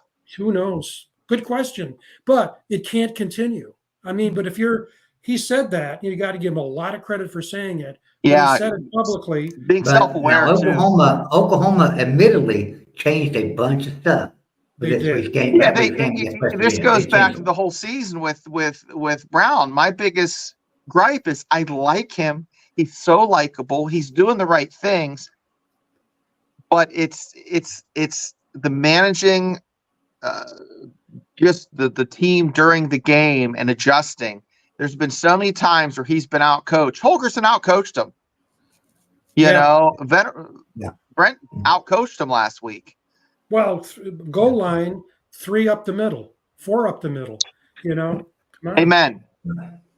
I got somebody in the back room I want to bring in here real quick because I love this guy. He's really smart, really good, got a great channel. Jeffrey from Only Talk Sports. What do you say, Jeffrey? Thanks for bringing me on, Joey, for sure. I wanted to chime in on my thoughts on this because obviously I know that West Virginia fans are not you guys probably are not fans of Neil Brown that much. Like you mentioned, Shane, that he's a likable guy. It kind of reminds me of Tom Allen in a way at Indiana. A lot of people like him because of the fact that he's a nice guy, does everything right off the field, brings in good players. Sometimes, the energies are there and it's just enough to help you get wins. But then when you're playing in those bigger games, just moments like Indiana playing Penn State, he kicks a field goal and he doesn't go for it on a 4th and 1 that could have put him ahead, and then they end up losing the game. And I've seen a lot of games with Neil Brown where he just makes bad decisions. And I agree with, West Virginia fans and you guys in general. It's just not getting it done. And then I see what really wanted me to come on here was making the case for Jimbo Fisher. That caught my eye. I'm like, Jimbo Fisher to West Virginia. I don't know. He just got $75 million. Is he going to want to coach again right off the bat? Go to West Virginia? I don't know. Maybe he'll coach for the long He's a game. Mountaineer. He's a true Mountaineer. Jimbo Fisher's a true Mountaineer. I mean, really, there's probably not a bigger Mountaineer fan. There really isn't. He's huge. He loves West Virginia. He's got a lot of businesses in this state, farms in this state. He comes to the state. He goes to high school football games. He goes and just helps the coaches out. I mean, he's really, really good and very supportive of the university. And even made the statement last year. They asked him, would you ever want to coach at West Virginia? He said, well, you never say never. So, I mean, would he come? Who knows? I think it's just a lot of speculation by fans, hoping, wishing. But at the same time, you got to think about it this way. There's probably not a better chance to get a coach like Jimbo Fisher. He's already got $7.5 million a year coming in. We could offer him $4 or $5 million, and he'd probably take it. He's the highest paid coach in the country. He's getting $28,800 a day for 7 years. So he's already the highest. If he gets a job making $4 million a year, he's already the highest paid coach in college football. You know how many pepperoni rolls that is, guys? I mean, that's he's set. What else does he freaking need, guys? I have to ask you, I'm thinking Joey, the fans. Would you think that it's more likely Urban Meyer goes to Texas A&M or Jimbo Fisher goes to West Virginia? Jimbo comes to West Virginia. Okay, that makes sense. I agree with that. Yeah. I think Jimbo to West Virginia long before Urban Meyer to Texas A&M. And I'm not saying that wouldn't happen, but yeah, I don't think Urban Meyer's he has some anxiety problems, but I think A&M would cause him to have ulcers. Oh man, well I've never seen somebody get so sick and get over it as fast as he has in the past. I mean, it's amazing to me. I'm not going to talk about anybody. I mean, I don't know what his situation was, but bottom line, he's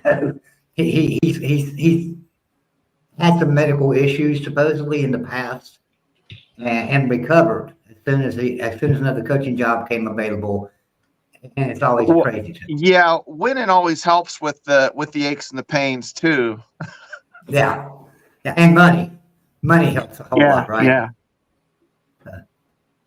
Hey, Jeffrey, tell me what you think about this game this weekend, West Virginia and Cincinnati. West Virginia's got a chance. They can win out to be 8-4, right? Mm-hmm. Do you fire a coach that even goes 8-4? Do you look at the whole body of record of Neil Brown? Do you go back to 2019, look at the whole body of record, which is not very good? Or you look at this season and say, he went 8-4, we're in the right direction, let's hold on to it. What do you think, Jeffrey? Well, I mean, it's a great question. I think that the Cincinnati game, I mean, they should win because they're a better football team than Cincinnati. I would say they're better coached than Cincinnati. Neil Brown should be over Satterfield, so they should win. If they go 8-4, I mean, West Virginia is not Texas A&M. West Virginia is not Auburn. Where programs like that, you go 8-4, it's not good enough. They want you out the door and giving you these massive buyout. I mean, I thought the Gus Malzahn buyout was insane, but 4 or 5 years later, you see what's happening now with Jimbo. So it's crazy how college football shifted. But I just don't think in a program like West Virginia going 8-4 is necessarily, it's not a bad season, and it would be Neil Brown's arguably his best year. And plus, when you have Oklahoma and Texas leaving the conference, it's going to be easier for West Virginia to win games in the Big 12. So if you take all that into account, and if things continue to trend upward, if West Virginia can be consistently 8-4, 9-3, you can't get rid of him. I mean, he's doing his job. He's getting enough wins. I know that just sounds like you're settling for mediocrity, but most programs, You're talking about programs Neil like Brown? Northwestern would love to go 8-4. So I just don't think that going 8-4 should get him fired at all. You're talking about Neil Well, Brown. the thing about it is, you're Neil Brown. saying that, but at the same time, you've got to realize Dana Holgorsen didn't do a bad job at West Virginia. Mhm. If he had some decent years, some really good years. Yeah. One losing and season. we didn't want him. We didn't want him. We wanted rid of him. So you say, well, West Virginia won't get rid of people for going 8-4. They will, because they didn't renew Dana Holgorsen's contract, and he was doing that. So, But Joey and Frank, you remember this, and I Will and Jeff, you might not know this, but in the 80s and 90s, it was okay for West Virginia to be 6-4 because you knew in 2 or 3 years they were going to pull out a 9-win season, or they'll make a run, and that's not that's ancient history, but I mean. Would we settle for that now? I mean, that's the question. Yeah, I think when you mentioned Dana Holgorsen, Joey, though, I mean, you are right about that, because I do remember that. I was a lot younger, but I do remember. But it's kind of, to me, when you look at like Houston's old coach got fired for doing better than Holgorsen did. Neil Brown's still hanging around West Virginia, and he's doing worse than what Holgorsen did. You look at Nebraska, Scott Frost hung around, and he's did a lot worse than their previous coaches did. So it's almost like every single coach that's at a program, they start doing a little bit worse, the expectations lower more and more and more. And then when you get that coach that brings it back up, those expectations skyrocket again for that program. That's why Neil Brown's hanging around, because West Virginia's been, frankly, not good for the last, 8 years, like really good. Like back when they had, the success with Geno Smith and all that, and they did do okay with Will Greer. They were pretty decent then as well, but they haven't been as good lately. So the expectations have kind of been lowered. Otherwise, I do think Neil Brown would have already been fired. Yeah, and West Virginia is kind of like Pete Davidson. They think they can date. They can date some upper echelon talent. You know what I mean? That's right. Ariana Grande. I think Jimbo Fisher's interested, though, and I think he is top talent. And I remember that year in 2018 with Will Greer, they absolutely smoked Tennessee. I think they beat them by 30 points or something like that. Yeah. Tennessee. Do we believe West Virginia would beat an SEC team right now, other than maybe Vanderbilt? They beat other They can beat a team like Kentucky. I mean, Kentucky's Arkansas, not great. Kentucky. They beat Virginia South could beat Carolina. Kentucky right now. we could beat Florida. Yeah. They would know. be. I They'd don't know. be right bottom now. of the middle of the SEC. They would be like. They could beat Mississippi State. I don't know. I think they might beat Mississippi State, Arkansas, and probably Vanderbilt. Everything else is debatable. If Kentucky was at not Vanderbilt, if Kentucky was at West Virginia, it would be a very close spread. It would not be a massive spread, and West Virginia Kentucky's would have good this year, though. For the record, they're better than a record shows. Yeah, Kentucky's not a bad team. They spent money on it. They had some NIL transfers come in. Leary from NC State and Ray Davis He struggled from Vandy. hard. He's had a bad season. But even still, Hey, that's a coach. Stoops has done an amazing job at Kentucky. I mean, but West Virginia looked that way. He wouldn't leave the SEC, but even so, though, Dana Holgorsen, the infamous West Virginia coach. I mean, he smoked an SEC team. He smoked them. They blew the doors off Tennessee. And I just don't think I don't think Neil Brown's capable of doing that. He doesn't. I mean, do you guys expect him to blow the door off of big teams? Will Dana can coach. He just can't press the flesh. He can't bring in the revenue. He can't do all of the backdoor things. He is an offensive mind. He's not a head coach, and that's the big problem for him. 100%. And that's kind of like Cliff Kingsbury in the NFL. Yeah, exactly. Yeah. That's why I think Jimbo's he is the all-around coach. He does it all. He's the brand. He's the coach. He's the recruiter. He does. I think that's why he's perfect. And listen, this is the thing. Yeah. Jimbo Fisher, him being from West Virginia, gives you guys the golden opportunity to get him. If he was from Florida or Michigan or some other state, he wouldn't be coming. Let's be honest, he's not coming. But because he loves the state, that ties him to the program and would make it a possibility of him to come. It would be really cool for West Virginia if Nick Saban was interested. That's not happening. I know it's not, but he's from West Virginia. I'm just saying it'd be cool. I don't think we have airports big enough for his jet to land, guys. I really don't think. They'd have to extend the runway in Morgantown. Well, and that's the one thing too. For his ego. We talked about is that Nick Saban, while he is from West Virginia, he just doesn't seem like he has that same pride that Jimbo has as being from West Virginia. Like he's West Virginia is, he is West Virginia through and through. Right. He's not ashamed. He's proud to announce it. Like he is a West Virginia boy. But Mark is asking when did Dana Holgorsen beat an SEC team? 2018, we beat Tennessee. He doesn't hide his buckwheat pancakes. They're up there in the top shelf, where everybody can see him. He's not ashamed of his heritage. Exactly. Yeah. So I think that's I don't ever see Nick Saban coming to. I think he's done. Yeah. But, hey, some people think that though. Some West Virginia fans are holding out hope that could happen. Yeah, but when he left West Virginia, it's not like he comes back up here and hangs out. Nick Saban doesn't come to West Virginia. Never. I mean, he might come here and visit some family or something, but he doesn't. He doesn't go to a local restaurant and eat and sign autographs. Jimbo Fisher does that. He comes up here. He's visiting little mom and pop stores and restaurants, supporting them, signing autographs, standing there talking to everybody. You never see a Nick Saban up here doing that. So yeah, you'll catch Jimbo at the Tractor Supply on occasion. You know what I mean? You won't see Nick Saban there. No, never. Well, I think being a program like West Virginia is really good because you talk about you don't have to win 10, 11 games for people to like you. Like Texas A&M, anybody that's going to go there, it's going to be extremely difficult because of the fact you got to win 10, 11 games or they can't stand you. They want you out. Even though you get the big buyout, it's great. The next coach shouldn't be getting $77 million or whatever if they get fired. But still, it is very tough to win in the SEC. And yes, the divisions are going away, but you're adding Oklahoma, Texas. A&M is going to be a really hard job for whoever gets it. At least at West Virginia, it's going to be a lot easier to go 9-3, 10-2, possibly in the new Big 12 if the next coach, if Neil Brown's fired, does better. I think they easily do that. These big contracts. I think these big long contracts for head coaches are going to be coming to an end because of things like this. They should have never given him the extension. I didn't understand it. They went 9-1 in 2020, a year that was weird anyway. It wasn't normal there's no fans, all that. There are a lot of teams had opt-outs, and they went 9-1. That was not indicative of how good they were actually doing. And they struggled in the bowl game against North Carolina. North Carolina was a way inferior football team than Texas A&M. So they were not great. They just were winning because of that season being the way it was. And that his record, if you compared it even at that time to Kevin Sumlin, it was barely better. Why give him the extension? It makes no sense.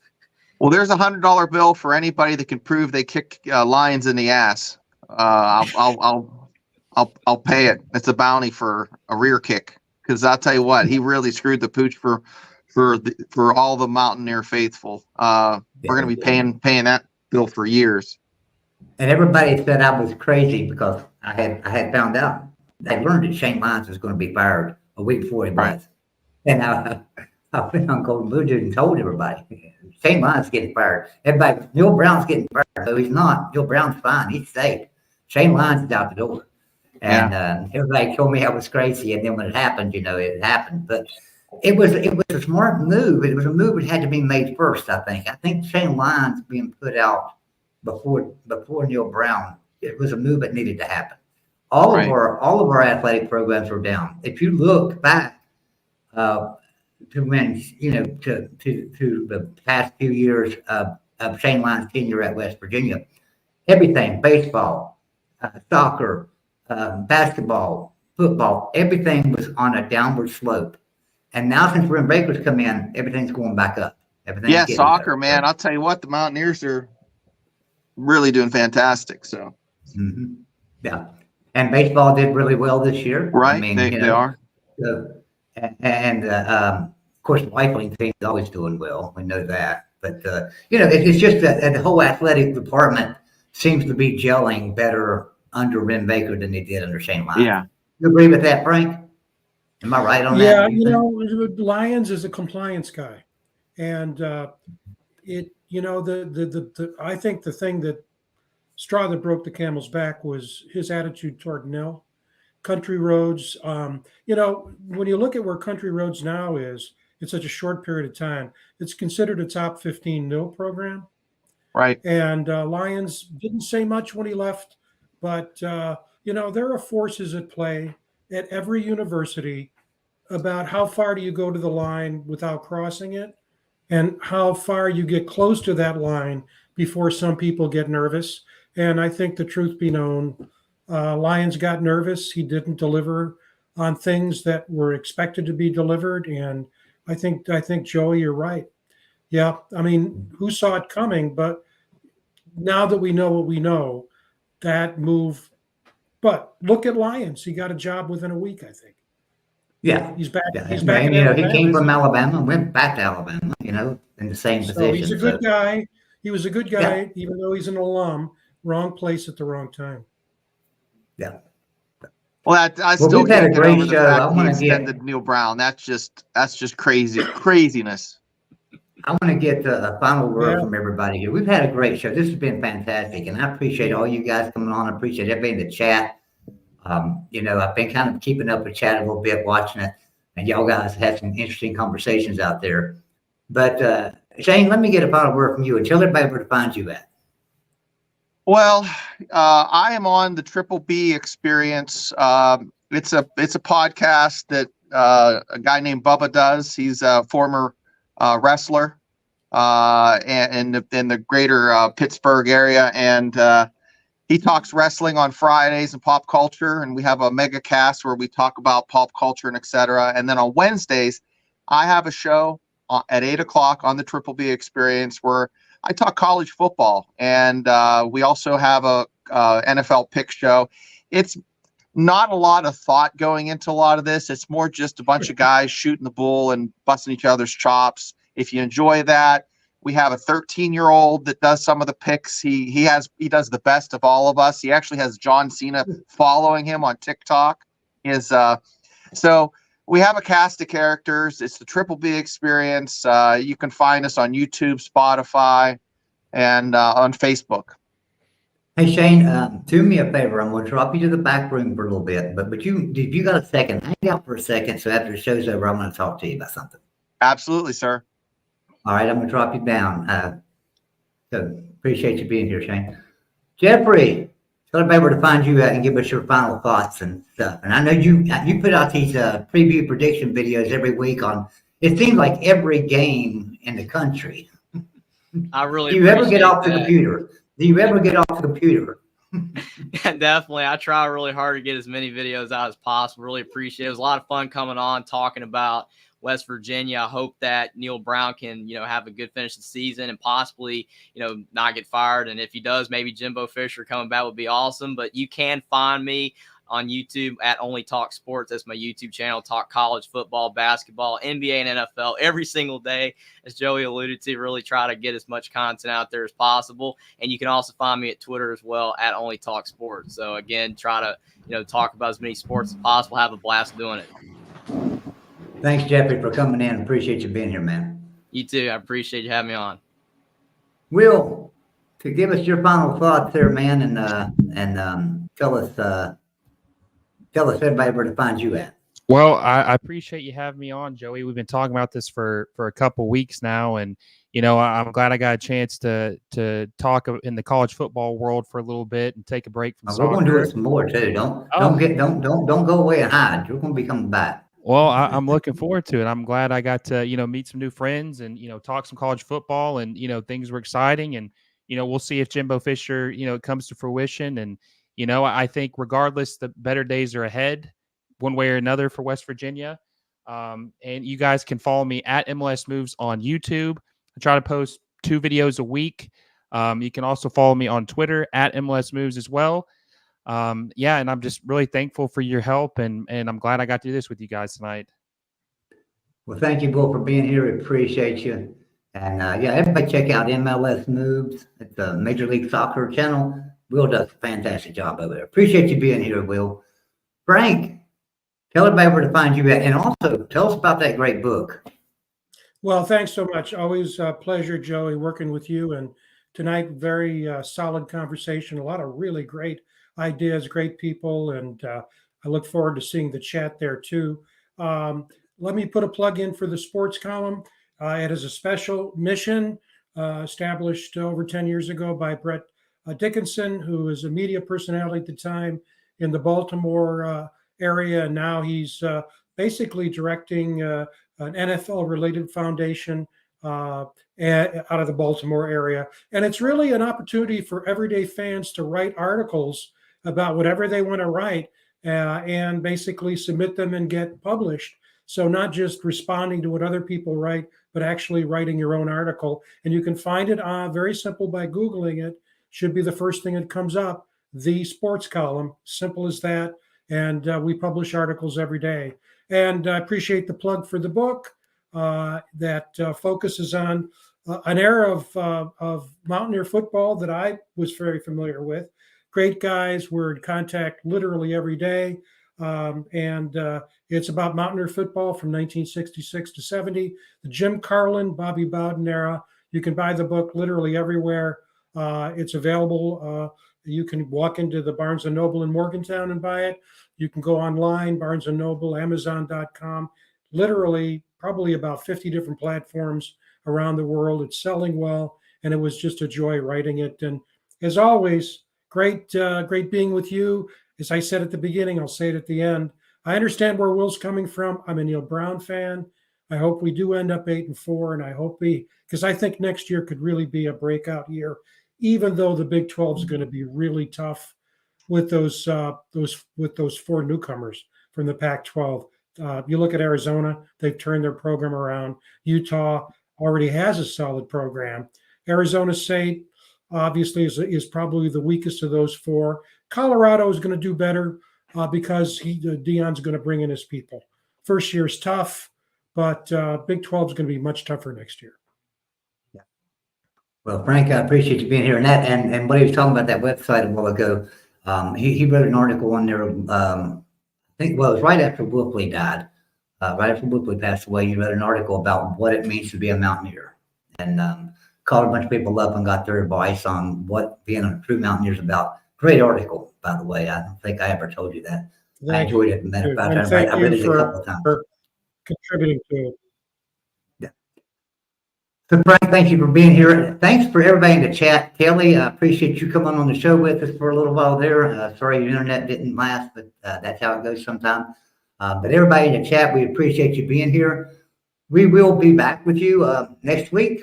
Be sure to tune in with us on the West Virginia football at the Voice of College Football, or on the Big 12 football at the Voice of College Football channel. Be sure and sub that one up. It's a brand new channel. We're just getting it started. Got some great guests over there. Anybody knows Clint Foster that does his YouTube channel is Clint Foster. Look it up. He's a funny guy, does great skits. He's a TCU fan, but he does the show over for us on the Big 12 channel on Tuesday nights. That's absolutely fantastic. It's become one of my favorite college football shows. So be sure and check that out.